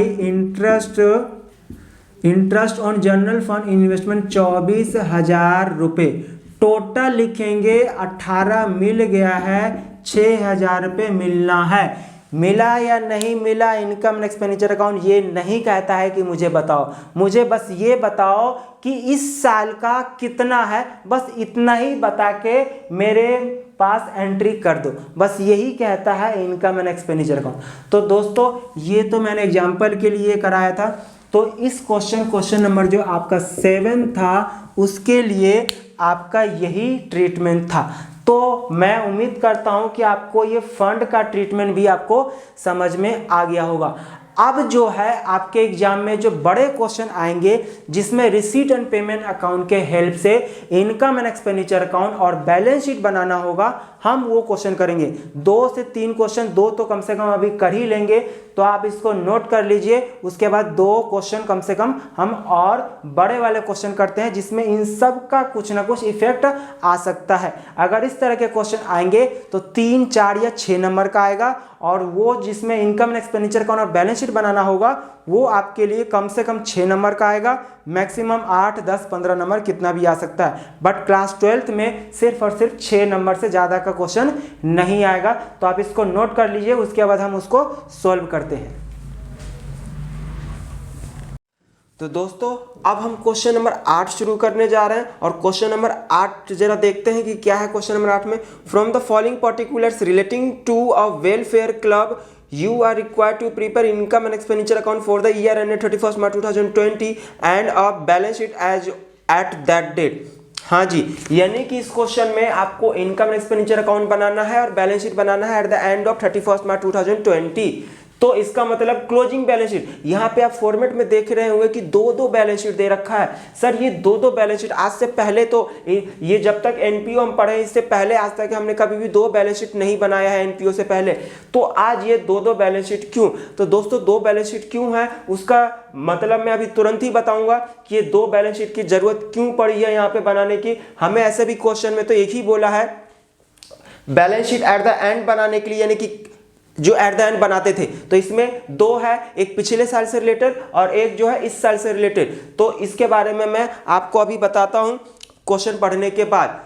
तो आप देखिए रिसीट एंड पेमेंट अकाउंट की इंफॉर्मेशन दे रखा है आपको for the year ended 31st March 2020, और रिसीट साइड में आपको दे रखा है balance BD. Receipt and payment account जब मैंने आपको बताया था तो बताया था कि रिसीट एंड पेमेंट अकाउंट में जो डेबिट साइड होता है वो रिसीट होता है पैसा, और ये होता है पेमेंट, और इसके हेल्प से हमको इनकम एंड एक्सपेंडिचर अकाउंट बनाना होता है। तो जो भी रिसीट है वो आपका इनकम एक्सपेंडिचर अकाउंट में क्रॉस इनकम साइड चला जाएगा, क्रेडिट साइड, और ये आपका इस तरह से क्रॉस हो जाएगा, यानी कि जो पेमेंट है वो एक्सपेंडिचर साइड आ जाएगा। ये आपका इनकम है, ये एक्सपेंडिचर है। बट सारे के सारे जो यहाँ रिसीट है वो यहाँ नहीं आएगा, सारा का सारा जो है यहाँ नहीं आएगा। इसका कुछ रिसीट जो होता है वो कैपिटल नेचर का होता है जो कि बैलेंस शीट में जाएगा, और जो रेवेन्यू नेचर का है वो आपका इनकम एक्सपेंडिचर अकाउंट में। वैसे ही जो पेमेंट है वो आपका सारा का सारा एक्सपेंडिचर में आएगा, बट जो कैपिटल नेचर का है वो आपका बैलेंस शीट में जाएगा। तो ये हमने इसका मतलब समझा था। और ये जो बैलेंस बीडी होता है मतलब आपका कैश का बैलेंस है। रिसीट एंड पेमेंट का मतलब ही मैंने बता दिया था कि जो भी पूरे साल में, एक साल में कैश कितना आया और कितना कैश गया। तो बैलेंस बीडी मतलब जो कि पिछले साल का कैश है। अच्छा, अब यहाँ पे क्वेश्चन पढ़ने से, क्वेश्चन में कहीं भी कैपिटल, आप याद करिए जब भी बैलेंस शीट बनाते थे तो आपको कैपिटल की इंफॉर्मेशन गिवन होती थी। इस पूरे क्वेश्चन में आपको कैपिटल की इंफॉर्मेशन गिवन नहीं है। कैपिटल को यहाँ पे एक नया नाम में कन्वर्ट कर दिया गया है जिसका नाम है कैपिटल फंड, क्योंकि वहां पे कैपिटल का मतलब होता है money invested in the business. ये बिजनेस नहीं है, एक ऑर्गेनाइजेशन है जो कि समाज सेवा के लिए बनाई गई है। तो समाज सेवा के लिए आप जो भी पैसा लगाए हैं उस ऑर्गेनाइजेशन में या लोगों ने चंदा दिया है आपके उस ऑर्गेनाइजेशन को, तो उसको कैपिटल फंड बोलेंगे। क्या बोलेंगे? Capital fund. कैपिटल के आगे मैंने फंड जोड़ दिया। तो क्योंकि फंड, कैपिटल फंड की इंफॉर्मेशन गिवन नहीं है, अगर आपको क्वेश्चन में कैपिटल फंड की इंफॉर्मेशन गिवन हो तो फिर आपको पिछले साल की बैलेंस शीट बनाने की जरूरत नहीं पड़ेगी। तो अब क्योंकि कैपिटल फंड की इंफॉर्मेशन अगर नहीं गिवन है तो आप पिछले साल का एसेट्स देखोगे। आप कैपिटल में कैसे कर देते? टोटल एसेट्स बराबर टोटल लायबिलिटी होता था ना, और लायबिलिटी के दो पार्ट होते थे, इंटरनल और एक्सटर्नल। तो इंटरनल या एक्सटर्नल प्लस करने पे टोटल लायबिलिटी आता था, और टोटल लायबिलिटी बराबर टोटल एसेट्स होता है। तो इस क्वेश्चन में क्या होगा कि एसेट्स का सारा टोटल करेंगे और एसेट्स में से जो एक्सटर्नल लायबिलिटी को घटा देंगे, तो बैलेंसिंग फिगर इसमें जो आएगा वो आपका कैपिटल फंड आएगा। और जब ये कैपिटल फंड आ जाएगा, ओपनिंग कैपिटल फंड, तो ये आपका क्लोजिंग बैलेंस शीट में आ जाएगा। और उस कैपिटल फंड में आप जैसे उस कैपिटल में प्रॉफिट प्लस करते थे या लॉस माइनस करते थे, तो वैसे ही ट्रीटमेंट यहां भी करेंगे। तो यानी कि हम ओपनिंग कैपिटल किस पर्पस के लिए कैलकुलेट करते हैं? कैपिटल फंड के लिए। क्वेश्चन में नहीं बोलेगा ओपनिंग कैपिटल कैलकुलेट करने के लिए मतलब लास्ट ईयर की बैलेंस शीट, तो इसका मतलब आपको वर्किंग नोट में बनाना पड़ेगा कैपिटल फंड कैलकुलेट करने के लिए। अगर गिवन है तो देख के स्माइल करना है। तो सबसे पहले बैलेंस बीडी दे रखा है, तो बैलेंस बीडी आपका दे रखा है 7,130 रुपये। 7,000, ये कैश का बैलेंस हो गया आपका 7,130 रुपये। ठीक है दोस्तों, तो अब जल्दी से पूरा क्वेश्चन पढ़ लेते हैं। सब्सक्रिप्शन की इंफॉर्मेशन दे रखा है, डोनेशन है, लेगेसी है, प्रोसीड फ्रॉम चैरिटी शो है, इंटरेस्ट ऑन इन्वेस्टमेंट। तो देखो सब्सक्रिप्शन भी आपका रेवेन्यू नेचर का है, आपका यहीं पे आएगा। डोनेशन भी रेवेन्यू नेचर का मानेंगे। लेगेसी को मैंने बताया था कि कैपिटल नेचर का मानेंगे, तो कैपिटल नेचर का लेगेसी कहाँ पे आएगा? Liability side. रिसीट साइड जो भी लिखा हुआ है या तो इनकम साइड आएगा या लायबिलिटी साइड आएगा। प्रोसीड्स फ्रॉम चैरिटी, प्रोसीड्स का मतलब एक प्रकार से रिसीव है, तो रिसीव हुआ चैरिटी शो। चैरिटी शो किया क्या होगा? जैसे आपने कई बार देखे होंगे कि चैरिटी करने के लिए क्रिकेट मैच कराया जाता है या कोई टूर्नामेंट कराया जाता है, और उससे जो पैसा इकट्ठा होता है वो सारा का सारा पैसा कहाँ पे? उस ऑर्गेनाइजेशन मतलब वो जो समाज सेवा के लिए लोगों के लिए जो चैरिटी मतलब खर्चा किया जाता है। Interest on investment at the rate of 10% for full year, यानी इंटरेस्ट रिसीव हुआ है इन्वेस्टमेंट पे। इन्वेस्टमेंट के बारे में कुछ नहीं लिखा है कि वो जनरल इन्वेस्टमेंट है या फिर स्पेसिफिक है, तो हम जनरल मानेंगे और इसका इंटरेस्ट जो है वो इनकम एंड एक्सपेंडिचर अकाउंट में ही शो करेंगे। और ध्यान से देखिए पेमेंट साइड में क्या लिखा है? Doctors honorarium. बताया था कि डॉक्टर्स ऑनोरेरियम क्या होता है? खातिरदारी। अगर हम बाहर से कोई अतिथि को बुलाते, चीफ गेस्ट को, तो यहाँ पे चीफ गेस्ट एक डॉक्टर है, उनकी सेवा सत्कार करने की जो पैसा खर्चा होता है वो डॉक्टर्स ऑनोरेरियम है। सप्लायर्स ऑफ मेडिसिन है, पेटी एक्सपेंसेस है, सैलरी है, इक्विपमेंट परचेज। तो ऊपर के जितने भी थे वो सारे के सारे आपके पेमेंट साइड आएगा क्योंकि रेवेन्यू नेचर का पेमेंट है। और इक्विपमेंट परचेज जो दे रखा है वो आपका एसेट्स है, और एसेट्स का परचेज एसेट साइड किधर आएगा? एसेट साइड बैलेंस शीट में।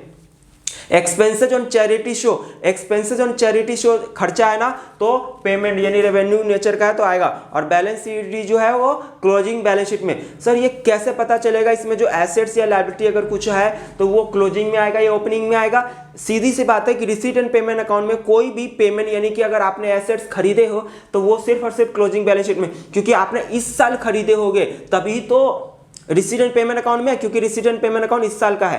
पैसा मिलने और देने का तो कोई भी साल से रिलेटेड हो सकता है, बट एसेट्स का खरीदना बेचना तो जब भी इसी साल हुआ होगा तभी तो इस साल के रिसीट एंड पेमेंट अकाउंट में आपने रिकॉर्ड किए होंगे।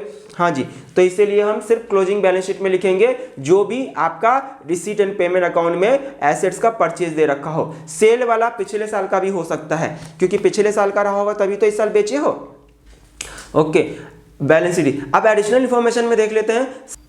सब्सक्रिप्शन ड्यू का मतलब आउटस्टैंडिंग होता है, इसको एरियर भी कहते हैं कई बार। तो देखो 2019 और 2020 का जो भी इंफॉर्मेशन दे रखा मतलब लास्ट ईयर से रिलेटेड है, और जो 2020 का है वो करंट ईयर से रिलेटेड है। तो सब्सक्रिप्शन रिसीव्ड इन एडवांस है, स्टॉक ऑफ मेडिसिन है, सप्लायर ऑफ मेडिसिन है, आउटस्टैंडिंग सैलरीज है, इक्विपमेंट है, बिल्डिंग है। तो दोस्तों जितने भी आपका अगर 2 साल का अलग अलग इंफॉर्मेशन दे दिया हो ना, तो सीधा सीधा आप इसको जो पिछले साल का ओपनिंग बैलेंस शीट में लिख दो, और जो 31/3/2020 के नीचे है उसको क्लोजिंग बैलेंस शीट में लिख दो। उसके बाद बाकी सारा एडजस्टमेंट हम कर लेंगे। तो सबसे पहले आप जितने भी 2019 के नीचे लिखे हुए हैं वो सब। अब आउटस्टैंडिंग सब्सक्रिप्शन आउटस्टैंडिंग का मतलब बताती है ना, पैसा मिलना बाकी है, पैसा मिलना बाकी है, मेरे लिए एसेट्स है, और एसेट्स है तो एसेट साइड लिख दो। तो दोस्तों मैंने ये लिख दिया है, आपने भी लिख लिया होगा मैं उम्मीद करता हूं। जब भी आपका कोई भी एडिशनल इंफॉर्मेशन में पिछले साल और अगले साल यानी 2 साल का अलग अलग इंफॉर्मेशन दे रखा हो, तो सीधा सीधा वो आपके लिए एसेट्स या लायबिलिटी है। तो आप या तो एसेट साइड लिख लो या लायबिलिटी साइड लिख लो, दोनों में। तो अभी मैं साथ साथ में अब क्वेश्चन करते हैं ऊपर से। तो सबसे पहले सब्सक्रिप्शन है, तो सब्सक्रिप्शन देखिए मुझे कितना रिसीव हुआ है, और स्टार्टिंग से करेंगे। याद रखिएगा अगर इस क्वेश्चन को आपको 10 से 15 मिनट में अगर आप सोल्व करना चाहते हैं, तो जो भी आपको यहाँ पे ये स्टार्ट हो रहा है वहीं से एक एक पॉइंट को लेके चलेंगे विद एडजस्टमेंट। मैंने इसको पहले कर दिया है, बट आप एक साथ करेंगे। तो बैलेंस बीडी का हमने रिकॉर्ड कर दिया था, यानी कि कैश है। उसके बाद आपका सब्सक्रिप्शन है, तो सब्सक्रिप्शन कहाँ जाता है, इनकम एंड एक्सपेंडिचर अकाउंट में, और इनकम एंड एक्सपेंडिचर अकाउंट में बाय क्या लिखेंगे, बाय सब्सक्रिप्शन। हाँ जी, आपने सब्सक्रिप्शन जो है वो आपने लिख लिया, रिसीट एंड पेमेंट अकाउंट में दे रखा था, इतना मिला है। अब ये सब्सक्रिप्शन में जो है आपका पिछले साल का और इस साल का इंफॉर्मेशन दे रखा है, तो हमें 2 चीज में प्लस करना होता है, 2 चीज माइनस करना होता है। क्या था वो 2 चीज, ये 2 प्लस और 2 माइनस करने के लिए था ना आउटस्टैंडिंग ऑफ करंट ईयर, हमने सीखा था ना इस साल का बकाया। हमें इनकम एक्सपेंडिचर अकाउंट में सिर्फ वही अमाउंट देखना है जो इस साल से रिलेटेड है, चाहे उसका पेमेंट हुआ हो या ना हुआ हो। तो बताओ इस साल मुझे आउटस्टैंडिंग, देखो एडजस्टमेंट में लिखा हुआ सब्सक्रिप्शन ड्यू 31 मार्च 2020 के नीचे देखिए 800 रुपए, यानी वो इस साल के एंड में लिखा है कि 800 मिलना बाकी है। तो टोटल 800 इस साल का मिलना बाकी है, तो प्लस कर दो ना, इस साल का मिले या ना मिले। और लिखा है आउटस्टैंडिंग ऑफ लास्ट ईयर 650 रुपए, तो 650 रुपए पिछले साल का है, माइनस कर दो 650 रुपए।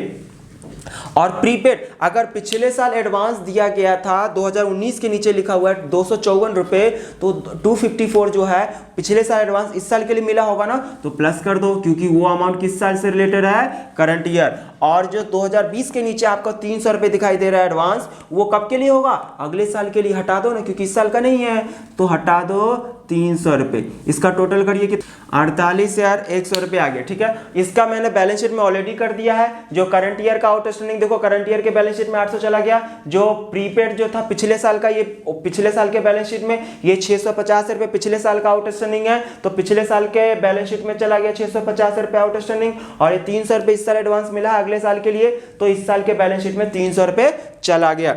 नेक्स्ट एडजस्टमेंट है आपका डोनेशन। डोनेशन के बारे में बताया था कि कुछ ना लिखा हो तो हम इसको नॉर्मल डोनेशन मानेंगे और इनकम मानेंगे, तो बाई।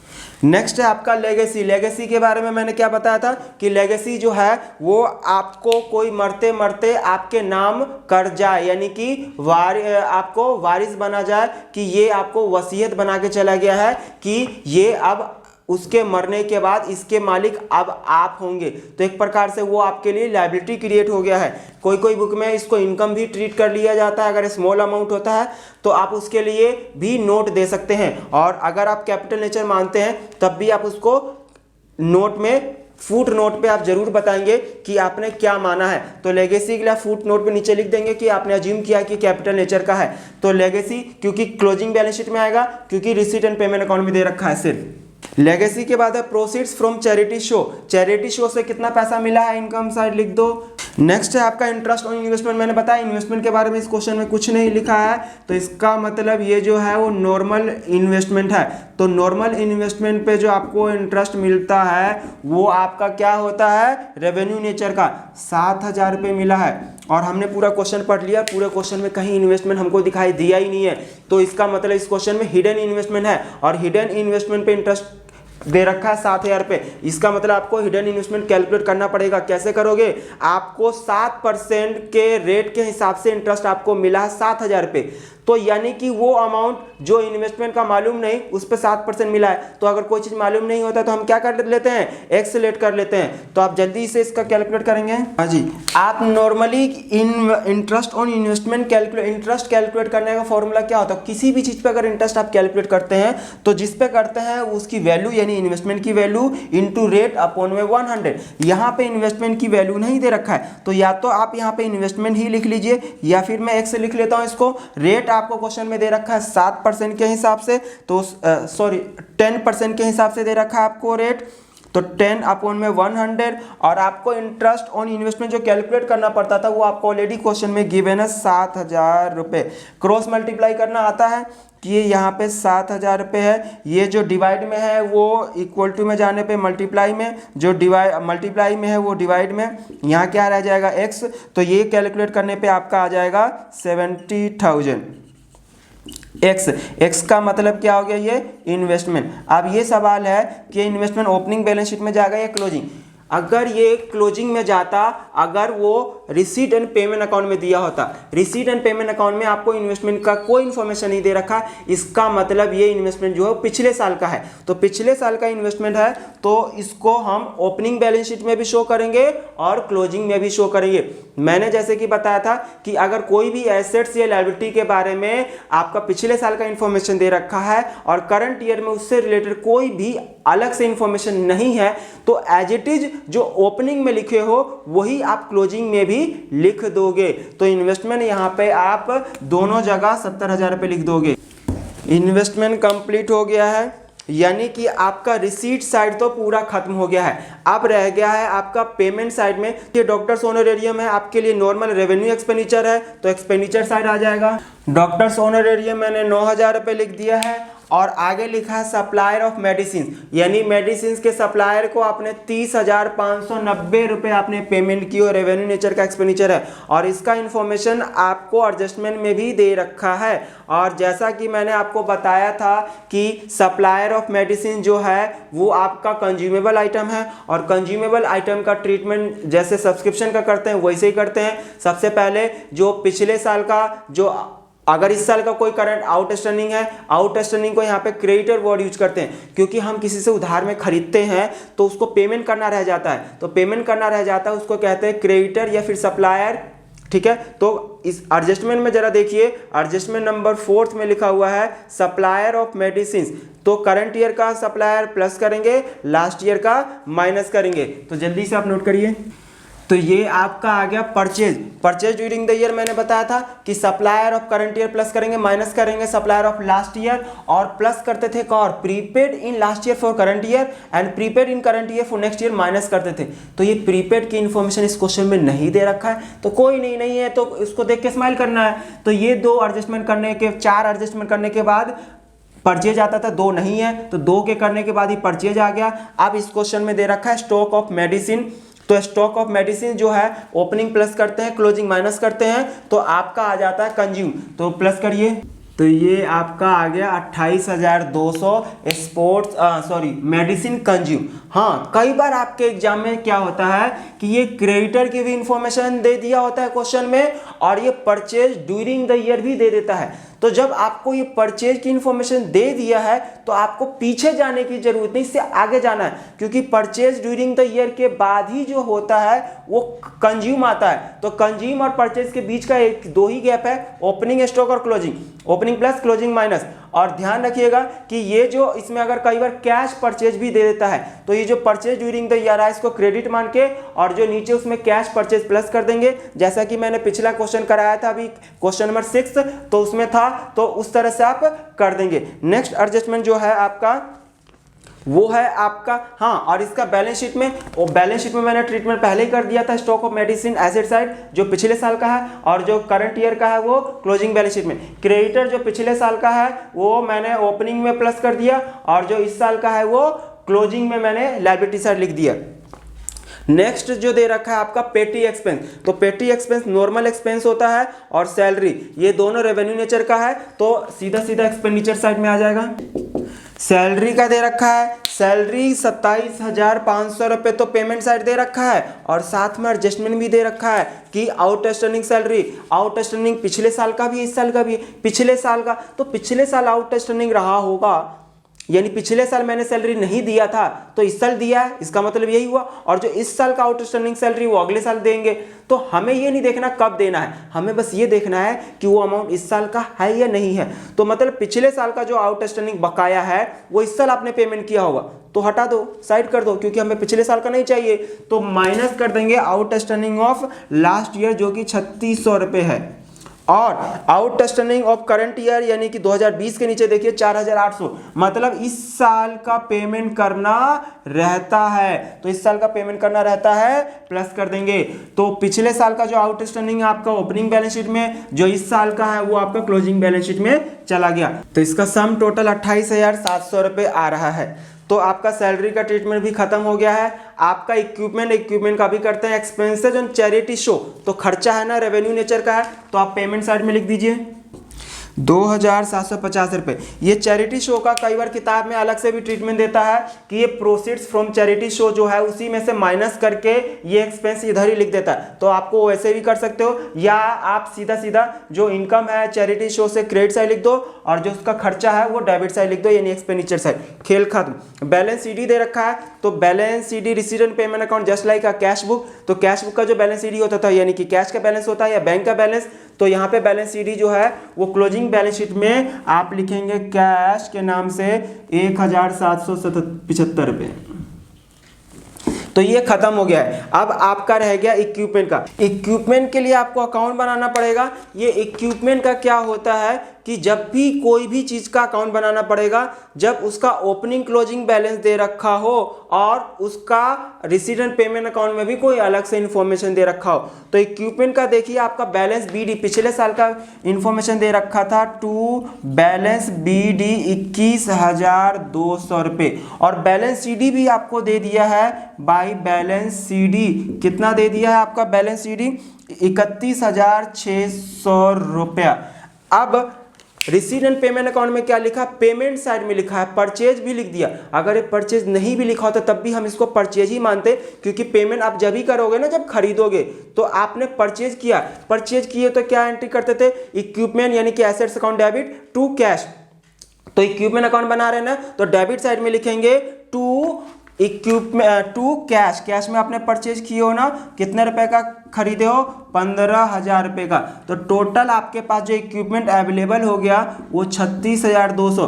अब आप ही बताइए, इस 36,200 रुपये का इक्विपमेंट होना चाहिए था आपके पास, बट साल के एंड में कितना रुपए हो गया है? 31,600। तो दो रास्ते हैं, यानी ये जो वैल्यू कम हो गया है, कम के या तो आपने बेच दिए होंगे या फिर इसकी वैल्यू, क्योंकि फिक्स एसेट्स है ना, तो इसकी वैल्यू कम हो गई होगी, यानी डेप्रिसिएशन लग गया होगा। तो क्या माने, तो अगर सेल होता तो सेल करने से पैसा आता है ना, तो वो पैसा आता आपके रिसीट एंड पेमेंट अकाउंट में, रिसीट साइड में सेल ऑफ इक्विपमेंट लिखा होता। बट इस क्वेश्चन में कहीं भी आपको रिसीट साइड में इक्विपमेंट का कोई कहानी है क्या? नहीं है। इसका मतलब बेचा नहीं गया है। तो जब बेचा नहीं गया है तो इसको हम क्या मानेंगे? डेप्रिसिएशन। और कितना आ रहा बैलेंसिंग फिगर? 4,600 आ रहा है। हम इसको क्या करेंगे? डेप्रिसिएशन। और डेप्रिसिएशन कहाँ शो करते थे? प्रॉफिट एंड लॉस में, डेबिट साइड ना। तो यहाँ पे प्रॉफिट एंड लॉस की जगह इनकम एंड एक्सपेंडिचर अकाउंट बना रहा है, और इनकम एंड एक्सपेंडिचर अकाउंट में डेबिट साइड लिखेंगे, यानी एक्सपेंडिचर साइड में। तो कितना है आप हेडिंग लिखेंगे? इनकम एंड एक्सपेंडिचर अकाउंट ही लिखेंगे। कैसे आया ये? बैलेंसिंग फिगर आया। ये क्या है? एक प्रकार से डेप्रिसिएशन आया। तो हम लिख देंगे यहाँ पे to depreciation on equipment. Next आपका जो सबसे लास्ट में ये रिसीट एंड पेमेंट अकाउंट तो कंप्लीट हो गया है। बिल्डिंग देख लेते हैं। तो बिल्डिंग में पहले 90,000 रुपये की वैल्यू की बिल्डिंग थी, और जो है आपका अब है 81,000 का। तो इसका मतलब 9,000 कम हो गया। इसका भी रिसीट एंड पेमेंट अकाउंट में कम होने का सेल नहीं लिखा है कहीं, बिल्डिंग के बारे में, तो इसको भी हम जो कम वैल्यू है कंसीडर करेंगे डेप्रीशिएशन। 9,000 रुपये से वैल्यू कम हुआ है तो 9,000 रुपये लिख देंगे। इक्विपमेंट, जब भी कोई एसेट्स का ओपनिंग क्लोजिंग बैलेंस दे दिया हो ना तो बैलेंस शीट में एंट्री करना तो आसान है। जैसे इक्विपमेंट का ओपनिंग बैलेंस था, सीधा मैंने लिख दिया, जो क्लोजिंग बैलेंस शीट था सीधा लिख दिया। यहाँ पे घटाने, अब डेप्रीशिएशन को इस इक्विपमेंट 31,600 में से अलग से घटाने मत लग जाना जो आपने ये कैलकुलेट किया, ये ऑलरेडी ये जो आया था घटाने के बाद ही आया था। तो आपका कंप्लीट हो गया है। आप सबसे पहले ओपनिंग बैलेंस शीट कैलकुलेट करिए। ओपनिंग बैलेंस शीट का एसेट्स में से ये सब घटा देंगे तो जो आपका बैलेंसिंग फिगर इसमें आएगा वो आपका आएगा कैपिटल फंड आएगा। क्या आएगा? कैपिटल फंड आएगा बैलेंसिंग फिगर। और ये कैपिटल फंड आपका कहाँ चला जाएगा? क्लोजिंग बैलेंस शीट में। तो कैपिटल फंड आ जाएगा और इसका टोटल करिए। अगर आपका इनकम ज़्यादा है तो आपका सरप्लस आएगा, अगर आपका एक्सपेंडिचर ज़्यादा है तो क्या आएगा? आपका डेफिसिट यानी कि लॉस। तो आप जल्दी से टोटल करिए इनका। आपका टैली हो गया बैलेंस शीट 1,94,975 से दोनों साइड। तो क्योंकि अब बैलेंस शीट में कैपिटल फंड आपका आ गया 1,90,036 रुपये आपने कैलकुलेट किया, तो एक्सपेंडिचर साइड का इसमें ज़्यादा आ रहा है टोटल 82,711। तो जिस साइड का टोटल ज़्यादा होता है आपको मालूम है कि दोनों साइड लिख लेते हैं और कम वाला साइड उसमें से घटा देते हैं। तो इनकम साइड का मैंने टोटल किया तो 70,050 घटाने पे आपका ये आ गया डेफिसिट। डेफिसिट होता था तो लॉस होता था तो आप कैपिटल में से माइनस करते थे ना, तो वैसे ही आप डेफिसिट को भी कैपिटल फंड में से माइनस करके लिख देंगे। टोटल कर लेंगे, आपका बैलेंस शीट टैली हो गया। तो आप इसको जल्दी से नोट कर लीजिए। अभी एक क्वेश्चन मैं और करा रहा हूं, जल्दी से आप इसको नोट करिए। दोस्तों आखिरी का क्वेश्चन मैं करा रहा हूं, क्वेश्चन नंबर 15 है। अभी मैंने पिछला क्वेश्चन नंबर 8 कराया था। इसके बीच के जो क्वेश्चन रहते हैं वो आप लोगों के लिए होमवर्क है। अगर आपको कोई प्रॉब्लम आता है उस क्वेश्चन को करने में तो मैं उसके लिए आपको उसका सॉल्यूशन का डिस्क्रिप्शन में लिंक दे दूंगा, आप वहां से डाउनलोड कर सकते हैं। तो आप फिलहाल क्वेश्चन नंबर 15 देखिए। From the following is the receipt and payment account of all in one club for the year ended 31st March 2020। receipt and payment account की इंफॉर्मेशन दे रखी है। क्या दे रखा है? बैलेंस बीडी दे रखा, सब्सक्रिप्शन है, टूर्नामेंट फंड है, इंटरेस्ट ऑन इन्वेस्टमेंट है, डोनेशन है, सेल कंसर्ट टिकट है, पेमेंट साइड में सैलरीज है, स्टेशनरी है, रेंट है, टेलीफोन एक्सपेंस है, स्पोर्ट्स मटेरियल एक्सपेंसेज है, 6% इन्वेस्टमेंट है, मिसलेनियस एक्सपेंसेज है, कॉन्सर्ट एक्सपेंसेज है, बैलेंस सीडी दे रखा है। बैलेंस सीडी मतलब कैश का है और बैलेंस बीडी भी कैश का ही था पिछले साल का। एडिशनल इन्फॉर्मेशन में क्या दे रखा है आपको? Subscription include ₹24,000 for 2018-19 and 36,000 for 2020-21। ये सारा इन्फॉर्मेशन तो हम साथ में पढ़ के क्वेश्चन कर लेंगे। सबसे पहले हम देख लेते हैं कि क्वेश्चन में कैलकुलेट करना क्या है, मतलब बनाना क्या क्या है। तो लिखा है you are required to prepare the income expenditure account for the year ended 31st March 2020। ओहो, इस क्वेश्चन में ध्यान देने की बात है कि सिर्फ और सिर्फ इनकम एक्सपेंडिचर अकाउंट बनाने के लिए बोला है, तो इसका मतलब क्लोजिंग बैलेंस शीट बनाना नहीं है। जब क्लोजिंग बैलेंस शीट बनाना नहीं है तो हमें कैपिटल फंड की भी जरूरत नहीं होगी, और जब कैपिटल फंड की जरूरत नहीं होगी तो ओपनिंग बैलेंस शीट भी नहीं बनानी है। तो इसका मतलब इसमें बैलेंस शीट से हमको छुटकारा मिल गया है। तो सिर्फ और सिर्फ हमको इनकम एंड एक्सपेंडिचर अकाउंट बनाना है। तो इनकम एंड एक्सपेंडिचर अकाउंट में रेवेन्यू नेचर की आइटम जो शो करना है, रिसीट, रेवेन्यू इनकम और रेवेन्यू पेमेंट एक्सपेंडिचर, हमें बस वही देखना है। तो शुरू करते हैं सब्सक्रिप्शन से। तो सब्सक्रिप्शन आपको मालूम है कि इनकम साइड शो करेंगे, तो बाय सब्सक्रिप्शन का अमाउंट 3,60,000 रुपये आपको रिसीट एंड पेमेंट अकाउंट में दे दिया है,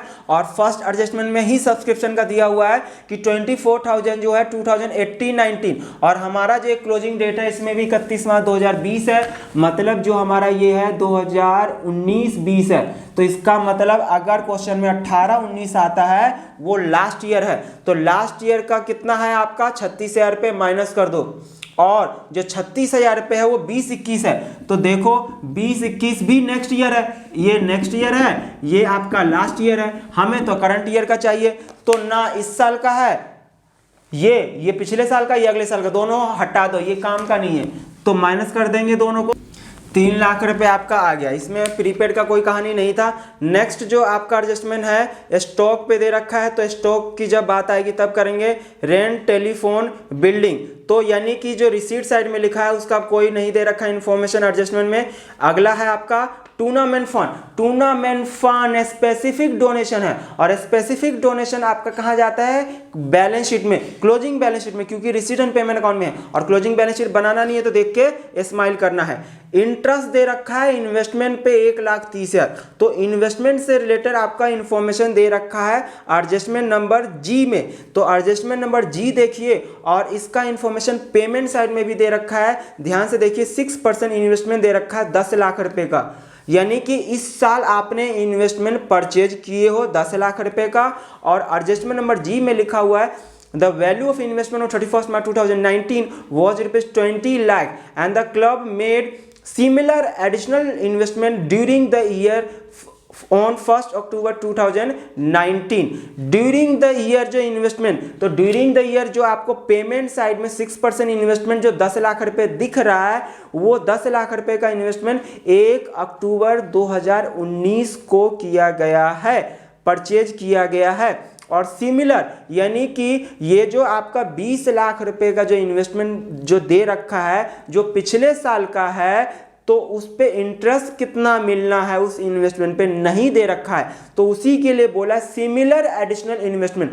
तो जो एडिशनल इन्वेस्टमेंट जो आपको पेमेंट साइड में 6% इन्वेस्टमेंट 10 लाख रुपए दिख रहा है, तो ये 10 लाख वाले का इंटरेस्ट रेट 6% है ना, तो बोला जो पहले था वही उसी सिमिलर उसी टाइप का इन्वेस्टमेंट जो है एडिशनल है। तो जब एडिशनल 6% है तो इसका मतलब पहले वाला भी जो होगा वो 6% पे ही होगा, यानी उस पर भी हमको 6% ही इंटरेस्ट मिलेगा।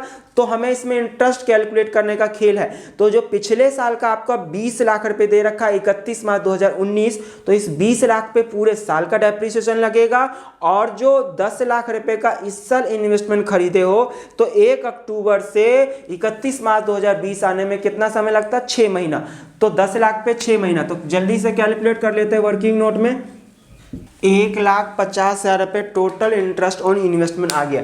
ध्यान से देखे होंगे कि 20 लाख रुपए का 6% पूरे एक साल के लिए 1,20 होता है। 10 लाख का जो इस साल आपने इन्वेस्टमेंट खरीदे हो उसका 6% सिर्फ 6 महीने के लिए लगेगा, 30,000 तो 1,50,000 आ गया। अब इंटरेस्ट जो हमें इन्वेस्टमेंट पे मिला है वो 1,30,000 रुपये है, यानी कि मैं अगर यहाँ लिखूँ बाय इंटरेस्ट ऑन इन्वेस्टमेंट 1,30,000 रुपये हमको मिला है, जबकि मिलना कितना था 1,50,000 रुपये। हमें तो आउटर कॉलम में वो अमाउंट चाहिए जो इस साल से रिलेटेड है, जो इस साल का बनता है। तो इस साल का 1,50,000 चाहे वो मिले या ना मिले, इस साल से रिलेटेड होना चाहिए। तो इसका मतलब कितना रहता है मिलना, 20,000। तो जो मिलना रहता है वो एक्रूड इंटरेस्ट बन गया, और इस एक्रूड इंटरेस्ट का कहाँ जाता है, ये बैलेंस शीट में जाता है, क्लोजिंग बैलेंस शीट में। बट क्योंकि बैलेंस शीट बनाना नहीं है तो आपको इसमें देख के स्माइल करना। डोनेशन जो है वो सब्सक्रिप्शन के अमाउंट से अगर कम होता है तो आप उसको रेवेन्यू नेचर ही मानेंगे, अगर सब्सक्रिप्शन के अमाउंट से ज़्यादा होता है तो आप उसको कैपिटल नेचर मान सकते हैं।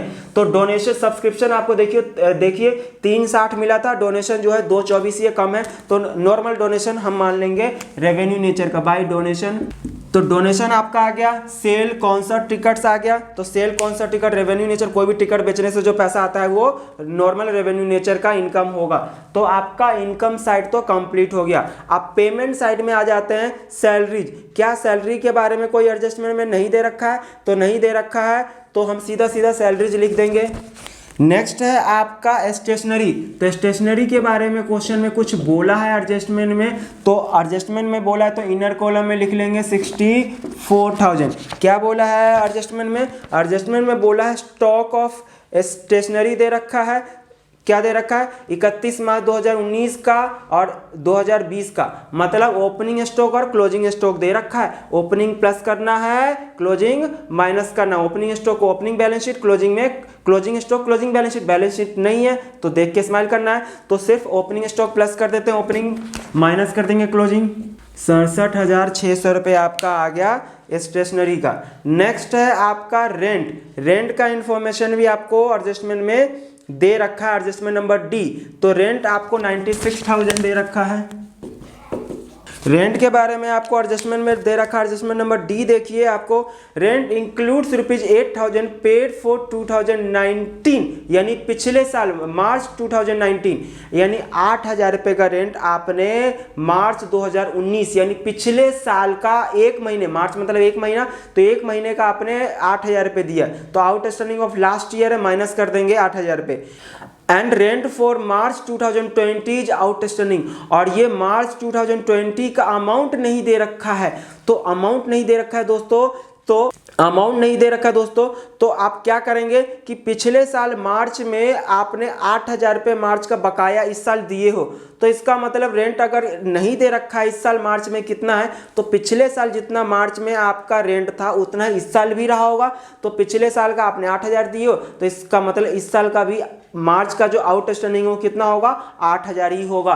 तो मतलब आउटस्टैंडिंग ऑफ करंट ईयर भी 8,000 है and outstanding of last year भी 8,000 रुपये है। सेम है, सेम प्लस होगा माइनस होगा तो इफेक्ट तो कुछ नहीं होगा, फिर भी आपको शो करके दिखाना है, अगर शो नहीं करोगे तो आधा नंबर तो कट जाएंगे। तो प्लस कर देंगे outstanding of current year, minus कर देंगे outstanding of last year, same amount 8,000 रुपये और 8,000 रुपये, तो इफेक्ट तो इसका नील आ जाएगा, 96 का 96 ही रह गया।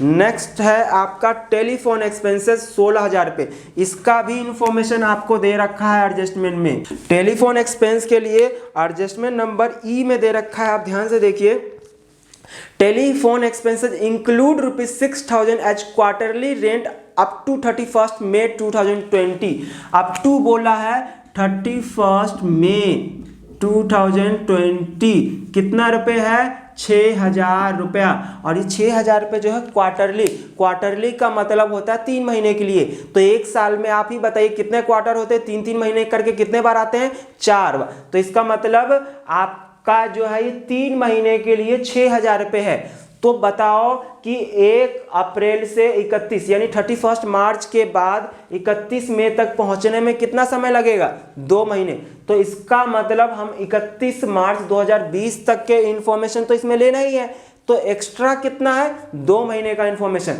तो जो टोटल आपका 16,000 रुपये का टेलीफोन एक्सपेंस है, इस 16,000 रुपये में 6,000 रुपये का पेमेंट है जिसका एक्सपायरी डेट 31 मई है, तो 6,000 में सिर्फ 2 महीने का एक्स्ट्रा है, तो 2 महीने का हटा दो, तो कैसे निकालोगे, ये जो 6,000 रुपये है वो 3 महीने का लिखा है क्वेश्चन में कि क्वार्टरली आपने पेमेंट किए हो, तो मतलब 3 महीने का है, तो ये हमें कितने महीने का कैलकुलेट करना है, 2 महीने के लिए, तो इसका मतलब आपका 4,000 रुपये जो आ गया वो नेक्स्ट ईयर से रिलेटेड, क्योंकि वो 31 मार्च के बाद का है, तो जो नेक्स्ट ईयर से रिलेटेड होता है उसको एडवांस कहते हैं या प्रीपेड कहते हैं ना, तो माइनस कर देंगे सिर्फ 4,000, तो ये आपका टेलीफोन एक्सपेंस भी कंप्लीट हो गया। 6,000 माइनस ना करने लग जाना, क्योंकि 6,000 रुपये टोटल पेमेंट इंक्लूड है, जिसमें एक्स्ट्रा 31 मई तक ही हो तो 2 ही महीने का एक्स्ट्रा है, तो 2 महीने का ही आपका 4,000 रुपये आया है, वही आपका प्रीपेड है। तो नेक्स्ट है आपका स्पोर्ट्स मटेरियल एंड एक्सपेंसेस, इसका भी इंफॉर्मेशन दे रखा है एडजस्टमेंट में, एडजस्टमेंट नंबर सी, तो आप इसका सीधा सीधा लिख लीजिए, expenditure side sports material and expenses. Adjustment में दे रखा है stock of sports material at the beginning and at the end of year was 24,000 and 44,000 respectively. Beginning मतलब पिछले साल का और एंड मतलब करंट ईयर का, तो स्टॉक दे रखा है, तो हमको मालूम है कि प्लस करेंगे, ओपनिंग स्टॉक प्लस करते हैं, क्लोजिंग माइनस करते हैं, तो प्लस कर दो ओपनिंग स्टॉक, आपका 1,38,000 आ गया ओपनिंग प्लस और क्लोजिंग माइनस करने पर। तो आपका अब क्या रहता है, इन्वेस्टमेंट की कहानी हम ऑलरेडी कर चुके हैं। मिसलेनियस एक्सपेंस है 48,000, क्या मिसलेनियस एडजस्टमेंट मिसलेनियस से रिलेटेड कुछ है, नहीं है, तो आप सीधा सीधा लिख देंगे पेमेंट साइड में मिसलेनियस एक्सपेंसेस 48,000 आ गया। नेक्स्ट है आपका कॉन्सर्ट एक्सपेंसेस, तो इसका भी नीचे कुछ नहीं दे रखा है, तो सीधा सीधा आप लिख दीजिए 1,16,000 रुपये। लास्ट में बैलेंस सीडी दे रखा है, तो बैलेंस सीडी मतलब कैश का है, ये क्लोजिंग बैलेंस शीट में जाता है, बैलेंस शीट हमको बनाना नहीं है, तो देख के स्माइल करना है। अब एक चीज रहता है इसमें, adjustment number F, adjustment number F जरा देखते हैं क्या लिखा है, the value of building on 31 March 2019 यानी पिछले साल के एंड में was 16,000 and you are required to write off depreciation at the rate of 10%। पिछले साल की बिल्डिंग है मेरे पास 16 लाख रुपए की, उस पर 10% डेप्रीशिएशन लगाना है, तो 16 लाख रुपए का पूरे साल का डेप्रीशिएशन 1,60,000। तो आप लिख दीजिए डेप्रीशिएशन ऑन बिल्डिंग 1,60,000 रुपये डेप्रीशिएशन आ गया। अब हमारा कुछ भी छूटा नहीं है, कंप्लीट हो गया सारा का सारा एडजस्टमेंट और रिसीट एंड पेमेंट अकाउंट। तो अब आप देख लीजिए, इनकम साइड का टोटल करिए, एक्सपेंडिचर करिए, जिधर किधर का ज़्यादा है जल्दी से कैलकुलेट करिए, आप भी, मैं भी करता हूँ। क्रेडिट साइड का टोटल किया आपका आ गया 11,68,000, डेबिट साइड का टोटल किया 9,69,600। तो इनकम ज़्यादा है, तो इनकम ज़्यादा होने से क्या है आपका प्रॉफिट यानी कि सरप्लस। तो मैं यहाँ पे लिख दे रहा हूँ सरप्लस कितना आ गया आपका 1,98,400। कैसे आया ये बैलेंसिंग फिगर। तो दोस्तों आपका ये क्वेश्चन नंबर 15 भी कंप्लीट हो गया। तो आज हमने 1 से 7 तक के तो मैंने सारे कराए हैं, 8 तक के क्वेश्चन, और ये 15 कराया है। बीच में जो आपका क्वेश्चन नंबर रह गया है 9, 10, 11, 12, 13, 14, तो ये क्वेश्चन जो है आप लोगों के लिए होमवर्क है। इसका सॉल्यूशन का मैं डिस्क्रिप्शन में लिंक दे दूंगा, आप वहां से हेल्प ले सकते हैं। तो आपको मैं उम्मीद करता हूं कि सारा समझ में आ गया होगा। तो आज की मुलाकात इसी के साथ यहीं समाप्त करते हैं। थैंक यू सो मच दोस्तों।